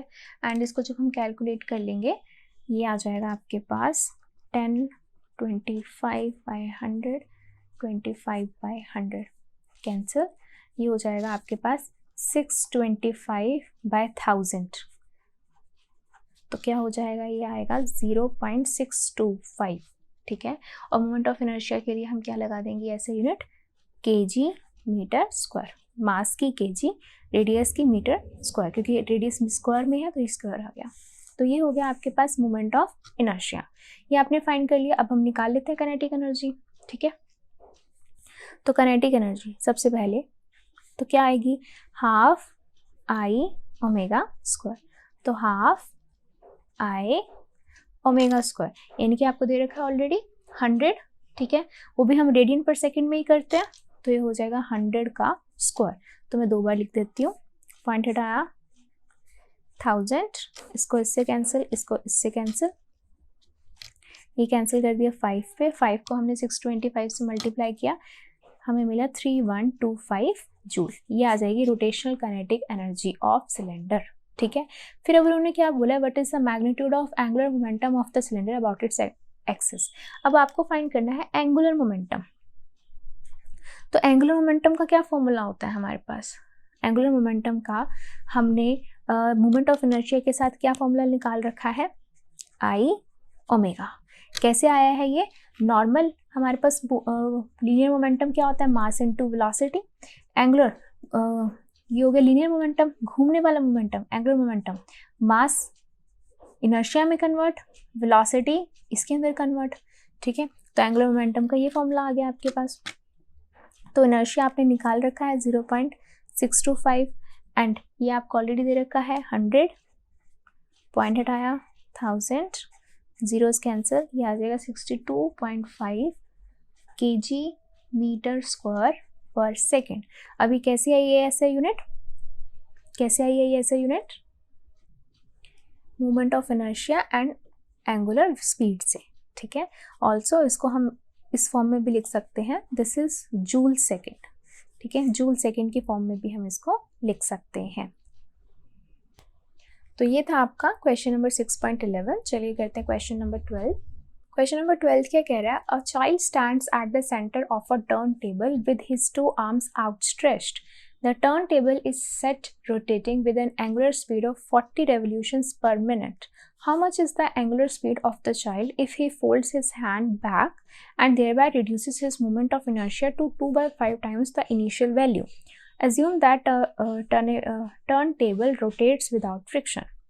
तो सबसे पहले तो उन्होंने क्या बोला है, एक चाइल्ड है, ठीक है, जो घूमने वाली टेबल पे खड़ा हुआ है, उसने दोनों आर्म्स को फैला रखा है, ठीक है। तो कितने टर्न लेता है तब वो लेता है 40 रेवोल्यूशंस लेता है पर मिनट, एंड उसकी हमें स्पीड निकालनी है अगर उसके हैंड जो है फोल्ड हो जाए, यानी कि अंदर की तरफ इकट्ठे कर ले हैंड। अब उसका जो मोमेंट ऑफ इनर्शिया है वो क्या हो गया, कम हो चुका है। कितना कम हो गया, पहले जितना था उसका 2/5 टाइम्स जो है वो कम हो गया है, ठीक है। तो हमने बता ही रखा है कि अगर आपके हैंड्स ऐसे ओपन रहते हैं तो मास डिस्ट्रीब्यूशन इधर चला जाता है, तो मास डिस्ट्रीब्यूशन हमारा जो होता है बढ़ जाता है, ठीक है। तो जो इनर्शिया होता है वो ज़्यादा होता है, ठीक है। लेकिन अगर हम हैंड्स को फोल्ड कर लेते हैं और सारा का सारा मास सेंटर में कंसंट्रेटेड होता है तो मास डिस्ट्रीब्यूशन कम हो जाता है, तो मोमेंट ऑफ इनर्शिया कम हो जाता है। तो उन्होंने वही बोला कि पहले ज़्यादा था मोमेंट ऑफ इनर्शिया, तो मान लो इनिशियली मोमेंट ऑफ इनर्शिया जो था मान लो I1 था, ठीक है। तो सेकेंड केस में फाइनल मोमेंट ऑफ इनर्शिया जो आया आपके पास वो कितना आया, यानी कि I1 था, सेकेंड जो आया है वो कितना है 2/5 टाइम्स ऑफ इनिशियल इनर्शिया आया है। हमें क्या बताना है, how much is the angular speed, हमें एंगुलर स्पीड बतानी है, ठीक है। तो जब चाइल्ड के हैंड ऐसे स्ट्रेच्ड आउट थे तब उसका एंगुलर मोमेंटम कितना था, 40 रेवोल्यूशंस पर मिनट का था, है ना। तो यानी कि एंगुलर एक्सेलरेशन एंगुलर स्पीड, तो यानी कि ω1 फर्स्ट केस में स्ट्रेच्ड आउट हैंड्स में तब क्या था 40 रेवोल्यूशंस पर मिनट, तो RPM।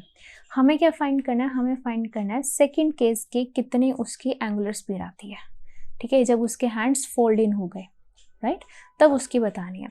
तो देखो हम यहाँ पर ये बोल सकते हैं कि यहाँ पर कौन सा लॉ अप्लाई होगा हमारा, हम कह सकते हैं यहाँ पे principal of conservation of angular momentum apply होगा। ठीक है, हम कहते थे ना जैसे सेम लीनियर मोमेंटम में भी होता था ना, momentum before impact equals to momentum after impact, यही होता था। तो यहाँ पर भी वही रहता है, जब हम एंगुलर की बात करते हैं वो भी सेम लॉ ही फॉलो करते हैं। ठीक है, तो हम कह सकते हैं बाय प्रिंसिपल ऑफ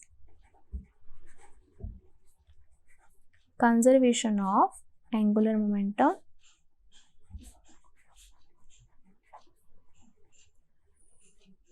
तो क्या होता है angular momentum, L equals to I omega, ये होता है। तो यानी कि पहले वाले इम्पैक्ट में I1 ओमेगा 1 इक्वल होगा I2 ओमेगा 2 के। ठीक है, एंगुलर मोमेंटम सेम रहेगा। तो यहाँ पे पुट कर देते हैं वैल्यूज, I1 तो I1 ही है, दिस इज 40। ठीक है, I2 is 2/5 of I1 and omega 2 आपको फाइंड करना है। ठीक है, तो I1 से I1 cancel, cross multiply, 40 multiply 5 divide by 2, 20 multiply 5 is 100 revolutions पर मिनट। ये आ गया आपके पास एंगुलर स्पीड। अब जब वो हैंड क्या कर लेता है, फोल्ड इन कर लेता है। ठीक है, तो ये था इसका ए पार्ट। अब इसका बी पार्ट क्या कह रहा है, इसका बी पार्ट कहता है कि show that child's new kinetic energy of rotation is more than the initial kinetic energy of rotation. How do you account for this increase in kinetic energy. तो उन्होंने बोला कि बताओ जो चाइल्ड की नई काइनेटिक एनर्जी आई है ना, वो ज़्यादा है बजाय के पहले वाली के। तो यानी कि जब ये हमने पढ़ रखा है कि जब वो फोल्ड इन हैंड्स हो जाते हैं, ठीक है, तो वो ज़्यादा घूमता है, राइट। मैंने आपको क्या एक्सप्लेन किया था, मैंने आप लोगों को एक्सप्लेन किया था कि जो मोमेंट ऑफ इनर्शिया होता है वो इन्वर्सली प्रोपोर्शनल होता है किसके, ओमेगा की। यानी कि जहाँ पे law of conservation of momentum लगता है, यानी कि आई ओमेगा क्या होता है, कांस्टेंट होता है। तो that implies I is inversely proportional to omega, right. Sorry to last part. तो I omega equals to constant, I is inversely proportional to omega. मतलब कि जहाँ मोमेंट ऑफ इनर्शिया आपका कम होगा वहाँ पर एंगुलर स्पीड जो होती है वो ज़्यादा होती है। ठीक है, ये मैंने आपको लास्ट वीडियो में एक्सप्लेन किया था थियोरेटिकल में, कि जैसे आप एग्जांपल देख सकते होगे कि अगर किसी को घूमना होता है, ठीक है, जो बैले डांसर्स होते हैं अगर वो रोटेट करते हैं, घूमते हैं, अगर उन्हें कम स्पीड से घूमना है तो उनके हाथ खुले होते हैं, स्ट्रेच्ड आउट होते हैं।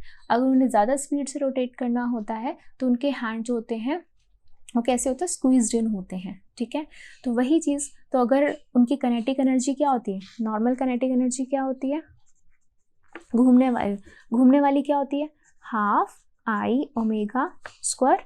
तो जिसका ओमेगा ज़्यादा होगा तो उसकी काइनेटिक एनर्जी भी ज़्यादा होगी। ठीक है, तो यहाँ पर हम बात कर लेते हैं काइनेटिक एनर्जी सेकंड वाले केस की बात करते हैं। तो 1/2, तो I2 कितना था आपके पास, I2 था आपके पास 2/5 I1, 2/5 I1। ठीक है, यहाँ पर 2 लगा देते हैं, यहाँ 2 लगा देते हैं। ठीक है, सेकेंड केस की हम बात कर रहे हैं। फिर ओमेगा, तो ओमेगा हमने अभी अभी फाइंड किया 100, तो यहाँ आ गया 100 का स्क्वायर। ठीक है, ये इससे कैंसिल हो गया, ये हो गया 20, ये हो गया 2000 I1। ठीक है, ये हो गया आपके पास काइनेटिक एनर्जी आ गई, राइट। सिमिलरली काइनेटिक एनर्जी पहले कितनी थी, हाफ I1 ओमेगा 1 स्क्वायर, तो हाफ I1 ओमेगा 1, पहले 40 रेवोल्यूशंस पर मिनट थे, तो 1/2 I1 40 इंटू 40 20 800 I1। ठीक है, तो अगर मैं इनका रेशो देखती हूँ कि हमारा सेकंड में जो न्यू आई थी काइनेटिक एनर्जी और फर्स्ट वाली से क्या कनेक्शन बनता है, ये आया है 2000 I1, ये आ रहा है 800 I1। कैंसिल होके ये कितना आ रहा है आपके पास 20/8, ये आ जाएगा आपके पास 5/2, दिस इज 2.5। तो 2.5 टाइम्स जो न्यू काइनेटिक एनर्जी है वो 2.5 टाइम्स है ओल्ड काइनेटिक एनर्जी के, इतनी फास्ट वो रोटेट करने लग गई है। ठीक है, तो ये था आपका क्वेश्चन नंबर 12। चलिए करते हैं क्वेश्चन नंबर 13। क्वेश्चन नंबर 13 क्या कह रहा है, a rope of negligible mass is bound, round a hollow cylinder of mass 3 kg and radius 40 centimeter. What is the angular acceleration of the cylinder if the rope is pulled with the force of 30 Newton? What is the linear acceleration of the rope and assume that there is no slipping. तो यानी कि एक तरीके से एक hollow cylinder है, ठीक है, इसके ऊपर क्या किया गया है, एक रोप को बाउंड कर दिया गया, जैसे कि इधर एक रोप है, इस तरीके से ऐसे ऐसे ऐसे इसको बांध दिया गया है इस रोप्स को, ठीक है। ये रोप का मास नेग्लिजिबल है, इसके मास को आपने कंसीडर नहीं करना है। और ये जो सिलेंडर है, इस सिलेंडर का जो मास है वो 3 kg है और इसका जो रेडियस है वो है 40 सेंटीमीटर, तो 0.4 मीटर लगा लेते हैं, ठीक है। हम ऐसे यूनिट्स में बात करते हैं, दैट्स वाई हम इसको 0.4 मीटर लगा लेते हैं, ओके। और हमने इस रोप को खींचा है कितने फोर्स से, 30 न्यूटन के फोर्स से हमने इसको खींचा। जैसे हमने इसको खींचा तो अब ये रोटेट करने लग जाएगा। अब ये जो रोटेट कर रहा है तो हमने उसकी एंगुलर एक्सेलरेशन फाइंड करनी है, ठीक है। तो एंगुलर एक्सेलरेशन का क्या कनेक्शन रहता है, हम कैसे फाइंड, एंगुलर एक्सेलरेशन का फॉर्मूला हम कहाँ से निकालते हैं, torque force is equal to mass into acceleration होता है लीनियर के लिए। एंगुलर में force torque, moment of inertia और ए एंगुलर एक्सेलरेशन, ये आ गया। तो यानी कि angular acceleration is torque upon में मोमेंट ऑफ इनर्शिया, ठीक है। तो यानी कि हमें ये निकालने के लिए हमारे पास पहले टॉर्क होना चाहिए एंड मोमेंट ऑफ इनर्शिया होना चाहिए। और हमें दिया क्या क्या हुआ है, हमें मास दे रखा है 3 kg का, हमें रेडियस दे रखा है 0.4 मीटर का, हमें फोर्स दे रखा है 30 न्यूटन का। तो अगर मैं सबसे पहले टॉर्क फाइंड करूं तो टॉर्क का फॉर्मूला क्या होता है, फोर्स इंटू परपेंडिकुलर डिस्टेंस। तो ये फोर्स है और ये परपेंडिकुलर डिस्टेंस क्या, इसका रेडियस, ठीक है। तो हम क्या करेंगे, फोर्स इंटू रेडियस, ठीक है। तो ये हो जाएगा फोर्स इंटू रेडियस इज 0.4, ठीक है। और इसको कैलकुलेट कर लेते हैं, सीधा डायरेक्ट आ जाएगा आपके पास, पॉइंट हटाया, खत्म, टॉर्क आ गया आपके पास 12, ठीक है। न्यूटन फोर्स के लिए, रेडियस के लिए हो गया मीटर, तो ये आ गया आपके पास टॉर्क। अब बात करते हैं मोमेंट ऑफ इनर्शिया की। मोमेंट ऑफ इनर्शिया का क्या फॉर्मूला होता है एक सिलेंडर के लिए, जब हमने इसको घुमाया अपनी एक्सिस पे ही घूम रहा है, दैट इज mr² होगा। तो मास इज 3, r इज 0.4, तो 0.4 इंटू 0.4, ठीक है। इसे मल्टीप्लाई कर लेते हैं, पॉइंट हटा देंगे, यहाँ पॉइंट हटा देंगे, ये हो गया 12, 12 4 सा 48, डिवाइड में 2 zeros, तो हो जाएगा 0.48 and moment of inertia is kg metre square. तो इसके ऐसा यूनिट पता चल गया ना, मास की kg और मीटर, रेडियस की होगी मीटर स्क्वायर, राइट। अब हम निकाल लेते हैं angular acceleration. This is torque upon में I, torque is 12 and I is 0.48, point हटा दिया, ऊपर लगा दिया 100, ठीक है। तो 12 को हमने क्या किया है, इससे कैंसिल कर देंगे हम, 12 4 सा, ठीक है, 4 को इससे कैंसिल कर दिए, ये आ गया आपके पास 25, ठीक है। तो 25 आ गया। अब इसके ऐसे यूनिट बताओ मुझे क्या होगी, ऊपर क्या है, न्यूटन मीटर है ना, तो न्यूटन कैसे आता है आपके पास, न्यूटन को हम कैसे लिखते हैं, kg मीटर पर सेकंड स्क्वायर, ठीक है, इनटू मीटर है, डिवाइड में क्या आ रहा है, टॉर्क ये आ रहा है, this is kg metre square. तो kg से kg, मीटर स्क्वायर से ये 2 मीटर्स कैंसिल, डिवाइड में क्या है, डिवाइड में सेकंड स्क्वायर है, तो यानी कि ऊपर जाके क्या हो जाएगा s-2। तो ये आ गई आपके पास एंगुलर एक्सेलरेशन, और इस तरीके से हमने फाइंड कर ली उसकी SI unit. Now what is the linear acceleration. तो लीनियर एक्सेलरेशन क्या होती है, force is equal to mass into acceleration. तो यहाँ से फोर्स कितना था 30 न्यूटन, मास कितना है 3 kg, 10 कैंसिल आ गया, ये हो गया 10 मीटर पर सेकंड स्क्वायर, ये आ गया आपकी लीनियर एक्सेलरेशन। यानी कि जब हमने इसको खींचा फोर्स इतना था, ठीक है, और कितने मास को खींच रहे थे हम, 3 kg के मास को खींच रहे थे, तो कितनी एक्सेलरेशन से घूमने लग गया, वो 10 मीटर पर सेकंड की एक्सेलरेशन से वो खींचा, ठीक है। रोप 10 मीटर पर सेकंड की एक्सेलरेशन से गई है, लेकिन जो ये घूमने लग गया वो 25 की एक्सेलरेशन से घूमने लग गया, राइट। तो ये था आपका क्वेश्चन नंबर 13। चलिए करते हैं क्वेश्चन नंबर 14। क्वेश्चन नंबर 14 क्या कह रहा है, to maintain a rotor at a uniform angular speed of 200 radian per second, an engine needs to transmit a torque of 180 Newton meter. What is the power required by the engine? तो एक engine है, ठीक है, और engine जो है ना उसकी पावर आपको निकालनी है, ठीक है। वो क्या काम कर रहा है, वो एक रोटर यानी कि घूमने वाली एक डिवाइस को, उसको हमने एक कांस्टेंट यूनिफॉर्म स्पीड में रखना है, यानी कि 20 रेडियन पर सेकेंड की स्पीड में हमने उसको घुमाना है, ठीक है। और उसको कितना टॉर्क ज़रूरत है, उसको 180 टॉर्क ज़रूरत है। तो हमें कितने पावर का इंजन लगाना पड़ेगा, तो हमें एंगुलर स्पीड दे रखी है 200 रेडियन पर सेकेंड। हमें टॉर्क दे रखा है कि कितना टॉर्क उसको ज़रूरत है, 180 न्यूटन मीटर का टॉर्क ज़रूरत है। हमें बताना है कितनी पावर में उसको इंजन को चाहिए, ठीक है। तो पावर का फॉर्मूला क्या होता है, याद करिए, पावर का फॉर्मूला, लीनियर पावर का फॉर्मूला क्या होता है, फोर्स इनटू लीनियर वेलोसिटी। ये हमने फाइंड किया था हमने, ठीक है।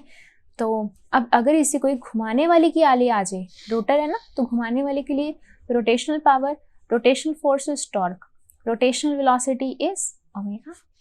बस इनको क्या कर देंगे हम, tau omega, this is 180, this is 200, ठीक है। सो दिस इज 36,000 वॉट, ठीक है। तो ये वॉट में आ जाएगा, और हम इसको लिख सकते हैं, 3 जीरोज हैं तो हम लिख सकते हैं 36 किलो वॉट। इतनी पावर का इंजन चाहिए अगर आपने रोटर को इतनी कांस्टेंट स्पीड से घुमाना है और उसको इतना टॉर्क चाहिए, ठीक है। तो ये था आपका क्वेश्चन नंबर 14। चलिए करते हैं क्वेश्चन नंबर 15। तो आप करते हैं question 6.15। This is very very important.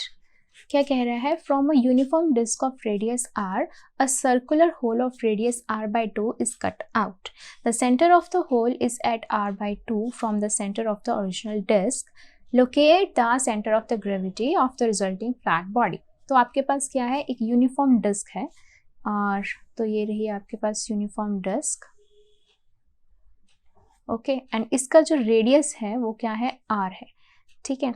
तो यहाँ से भी मेंशन कर देते हैं, यानी कि यहाँ से लेकर यहाँ तक कितना है, r, एंड सिमिलरली यहाँ से लेकर यहाँ तक r है, ठीक है। तो अब इसके अंदर से हमने एक और सर्कुलर होल कट आउट करा है जिसका रेडियस r/2 है, ठीक है, r/2 है। तो यानी कि ये r है, तो इसका रेडियस अगर r/2 होगा, दिस इज r/2, ठीक है। तो यानी कि सर्कल यहाँ से कट हुआ होगा, ठीक है। सो लेट इट बी, ये है सर्कल,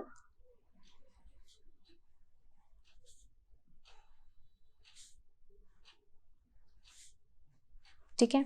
तो ये कट आउट हो चुका है और we are left with only this portion, ठीक है, दिस पोर्शन। तो ये रेड वाले पोर्शन इसका रिमेनिंग पोर्शन है, ठीक है। ये वाला कट आउट हो चुका है।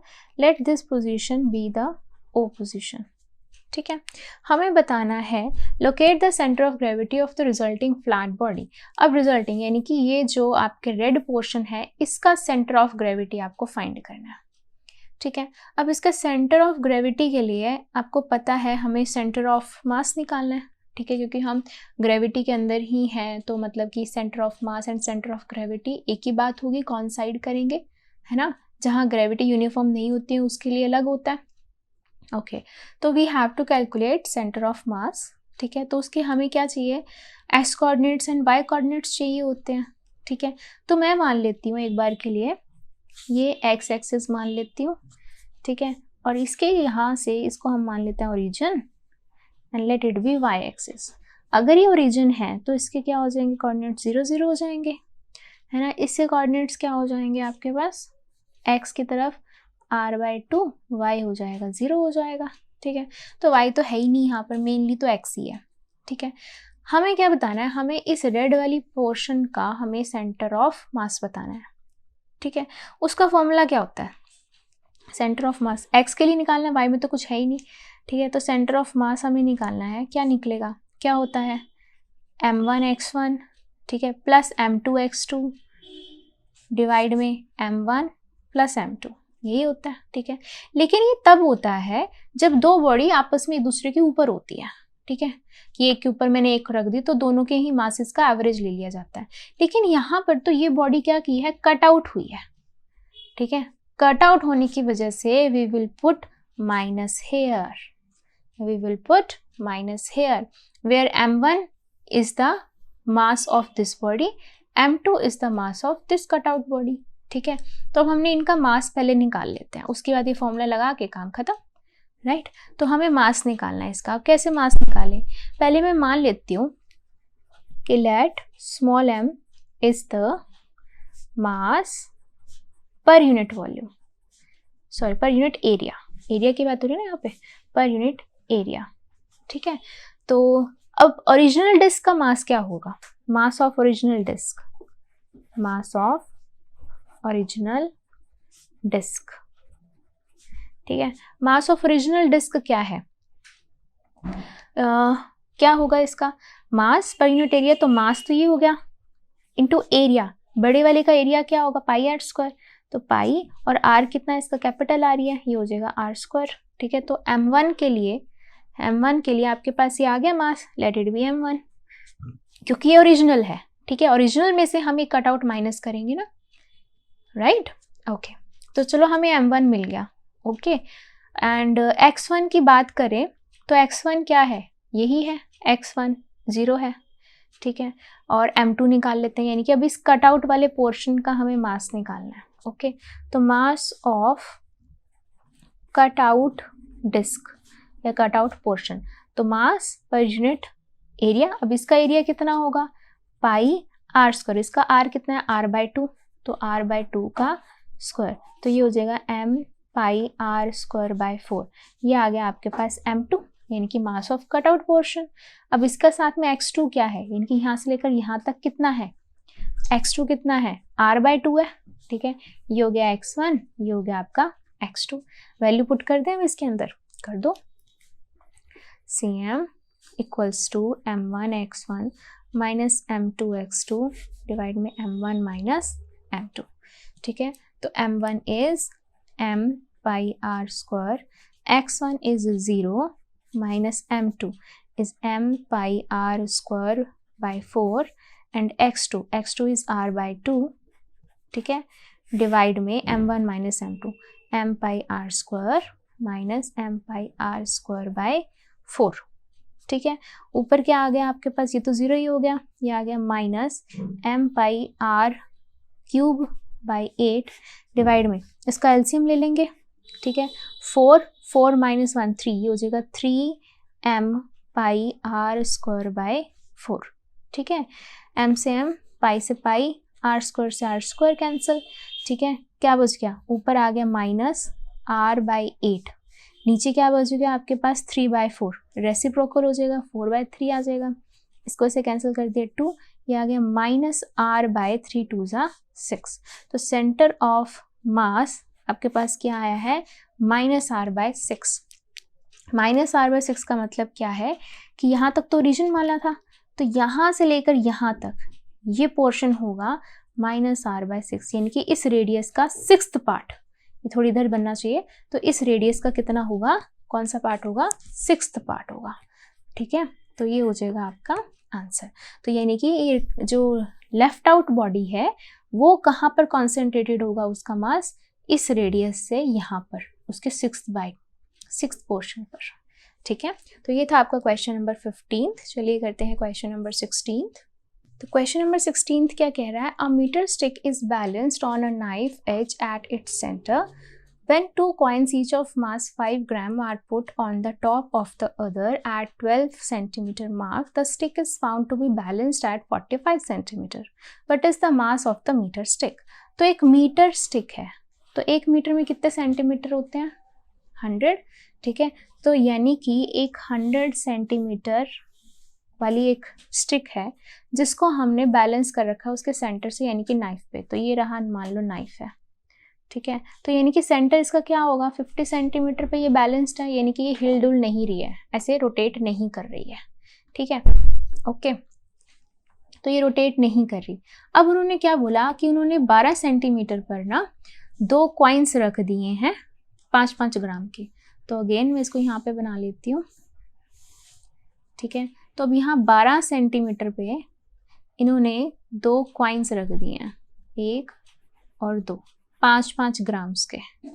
ठीक है, 5-5 ग्राम के, तो यानी कि 10 ग्राम का वेट आ जाएगा यहाँ पे। अब तो ये जो सेंटर ऑफ मास था ना, जो पहले यहाँ पर था 50 सेंटीमीटर पे था, अब वो कहाँ पे आ गया, 45 पे आ गया, अब वो यहाँ आ गया 45 पे, तो वो 45 सेंटीमीटर पे ही बैलेंस हो रहा है, यानी कि यहाँ पे आके अब वो जो स्टिक है वो हिलडुल नहीं रही, यहाँ पे बैलेंस हो गई। जैसे हमने यहाँ पर 10 ग्राम का वेट डाला 12 पे, तो यहाँ आके अब ये हिलडुल नहीं रही है, रोटेट नहीं कर रही है, रोटेट नहीं कर रही है यानी कि रोटेशनल इक्विलिब्रियम में आ गई है। तो हम रोटेशनल इक्विलिब्रियम की हेल्प से ही फाइंड कर पाएंगे मास ऑफ स्टिक, है ना। तो रोटेशनल इक्विलिब्रियम की जो हमारे पास इक्वेशन बनती है वो कैसे बनती है कि जो टॉर्क क्लॉकवाइज लग रहा होता है, ठीक है, और जो क्लॉक एंटी क्लॉकवाइज लग रहा होता है, राइट, वो क्या होते हैं, बैलेंस्ड होते हैं, राइट। अब यहाँ पर देखा जाए तो पहले तो मास इसका सारा यहाँ पे कॉन्सेंट्रेटेड था, इधर था mg पे था मास सारा कॉन्सेंट्रेटेड, ठीक है, और जैसे यहाँ पे आ गया अब मास इसका यहाँ पे कॉन्सेंट्रेटेड है, ठीक है, 10 ग्राम्स है, 10 ग्राम्स मास हो गया, साथ में जी एक्सेलरेशन ड्यू टू ग्रेविटी हो गया, ठीक है, ओके। तो अब अगर मैं इस पॉइंट को मान लेती हूँ, ठीक है, इस पॉइंट से अब बैलेंस तो इस पॉइंट पे आ रहा है, ठीक है, तो मैं मान लेती हूँ एक वेट इधर है तो एक वेट इधर है, ठीक है। अब ये वेट जो है ये ऐसे घुमाएगा क्लॉकवाइज, ठीक है, ये कैसे घुमाएगा, ये घुमाएगा एंटी क्लॉकवाइज, राइट। तो यानी कि इनके जो वेट है, इनकी वजह से जो टॉर्क लग रहा है, तो वो टॉर्क क्या होना चाहिए, बैलेंस्ड होना चाहिए, ठीक है। तो टॉर्क क्या होता है, फोर्स इनटू परपेंडिकुलर डिस्टेंस। तो ये तो हो गया पहला फोर्स, W1 बोलो या F1 बोलो, और इसका परपेंडिकुलर डिस्टेंस यानी कि यहाँ से लेकर यहाँ तक ये हो जाएगा R1 हो जाएगा, ठीक है। अब ये टॉर्क हो गया, यहाँ पर टॉर्क यानी कि ये हो जाएगा F2 हो जाएगा फोर्स, और यहाँ से लेकर यहाँ तक का डिस्टेंस हो जाएगा R2 हो जाएगा, और दोनों को क्या करना, बैलेंस यहाँ पे हो रहे हैं तो दोनों की क्या होंगे, बैलेंस्ड होंगे, ठीक है। तो हम कहाँ ले रहे हैं, इस पॉइंट पे ले रहे हैं, इसके अराउंड हम टॉर्क फाइंड कर रहे हैं, ठीक है। तो करें, तो इस पोजीशन को हम मान लेते हैं ऑपोजिशन, तो हम निकाल रहे हैं torque with respect to O position, ठीक है। तो क्या होगा, तो क्लॉकवाइज एंटी क्लॉकवाइज इक्वल आएगा, ठीक है, तो ये हो गया क्लॉकवाइज, ये हो गया anti clockwise.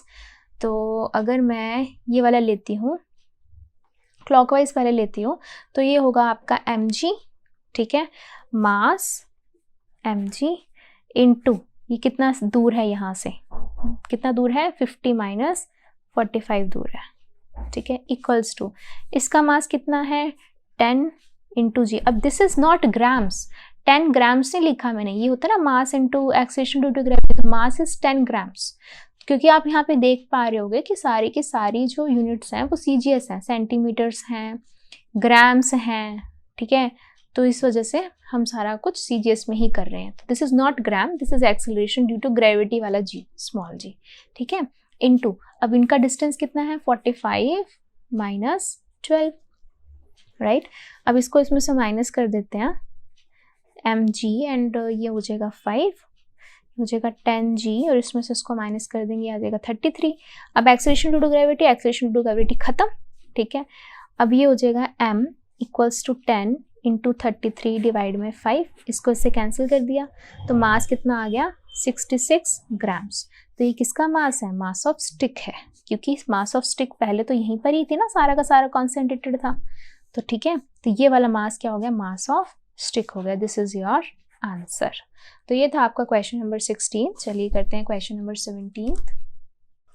So question number 17 क्या कह रहा है, the oxygen molecule has a mass of 5.3 into 10 raised to power minus 26 kg and a moment of inertia is this about an axis through its center perpendicular to the lines joining the two atoms, ठीक है। तो दो atoms को join कर रहे हैं वो, ठीक है।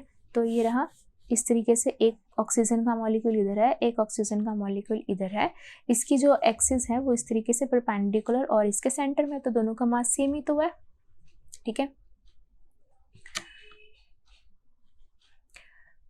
दोनों का मास सेम है और इस मॉलिक्यूल का जो मास है वो ये है, ठीक है। पूरे का मॉलिक्यूल का मास, मॉलिक्यूल क्या होता है O2, किससे बना, 2 एटम से, O से बना हुआ है, ठीक है। तो ये एक O, लेकिन दोनों का मॉलिक्यूल का जो मास है वो ये है, ठीक है।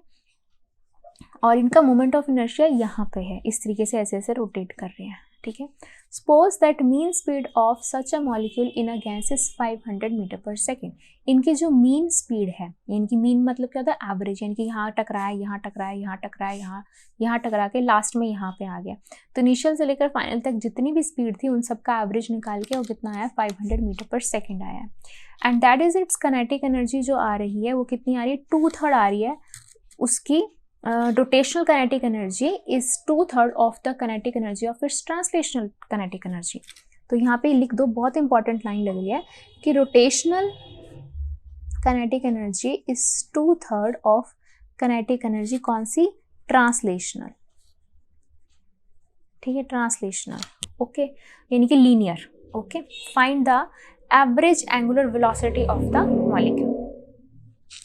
एवरेज हमें निकालनी है एंगुलर वेलोसिटी। तो रोटेशनल काइनेटिक एनर्जी का फॉर्मूला क्या होता है, हाफ मास के लिए moment of inertia, linear velocity के लिए एंगुलर वेलोसिटी का स्क्वायर।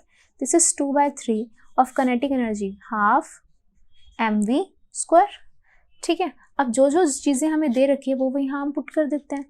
तो यहाँ पे दे रखा है 1/2, moment of inertia is 1.94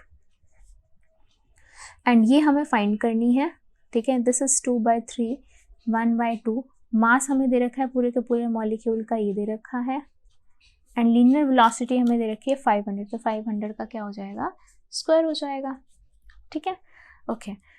now यहाँ से आपका क्या कैंसिल हो रहा है, 2 से 2 कैंसिल हो रहा है, 3 हो गया 3, और ये है यहाँ पर 2 है, ये ऊपर चला जाएगा, ठीक है। ये आ गया omega square equals to 2/3 into 5.30 into 10⁻⁻26, नीचे आ जाएगा 1.94 इंटू 500 इंटू 500, ठीक है, स्क्वायर है तो यहाँ हटाएंगे तो रूट लग जाएगा। इस पूरे को जब हम कैलकुलेट करेंगे you will get approximately 6.75 into 10⁻12 radian per second, ठीक है।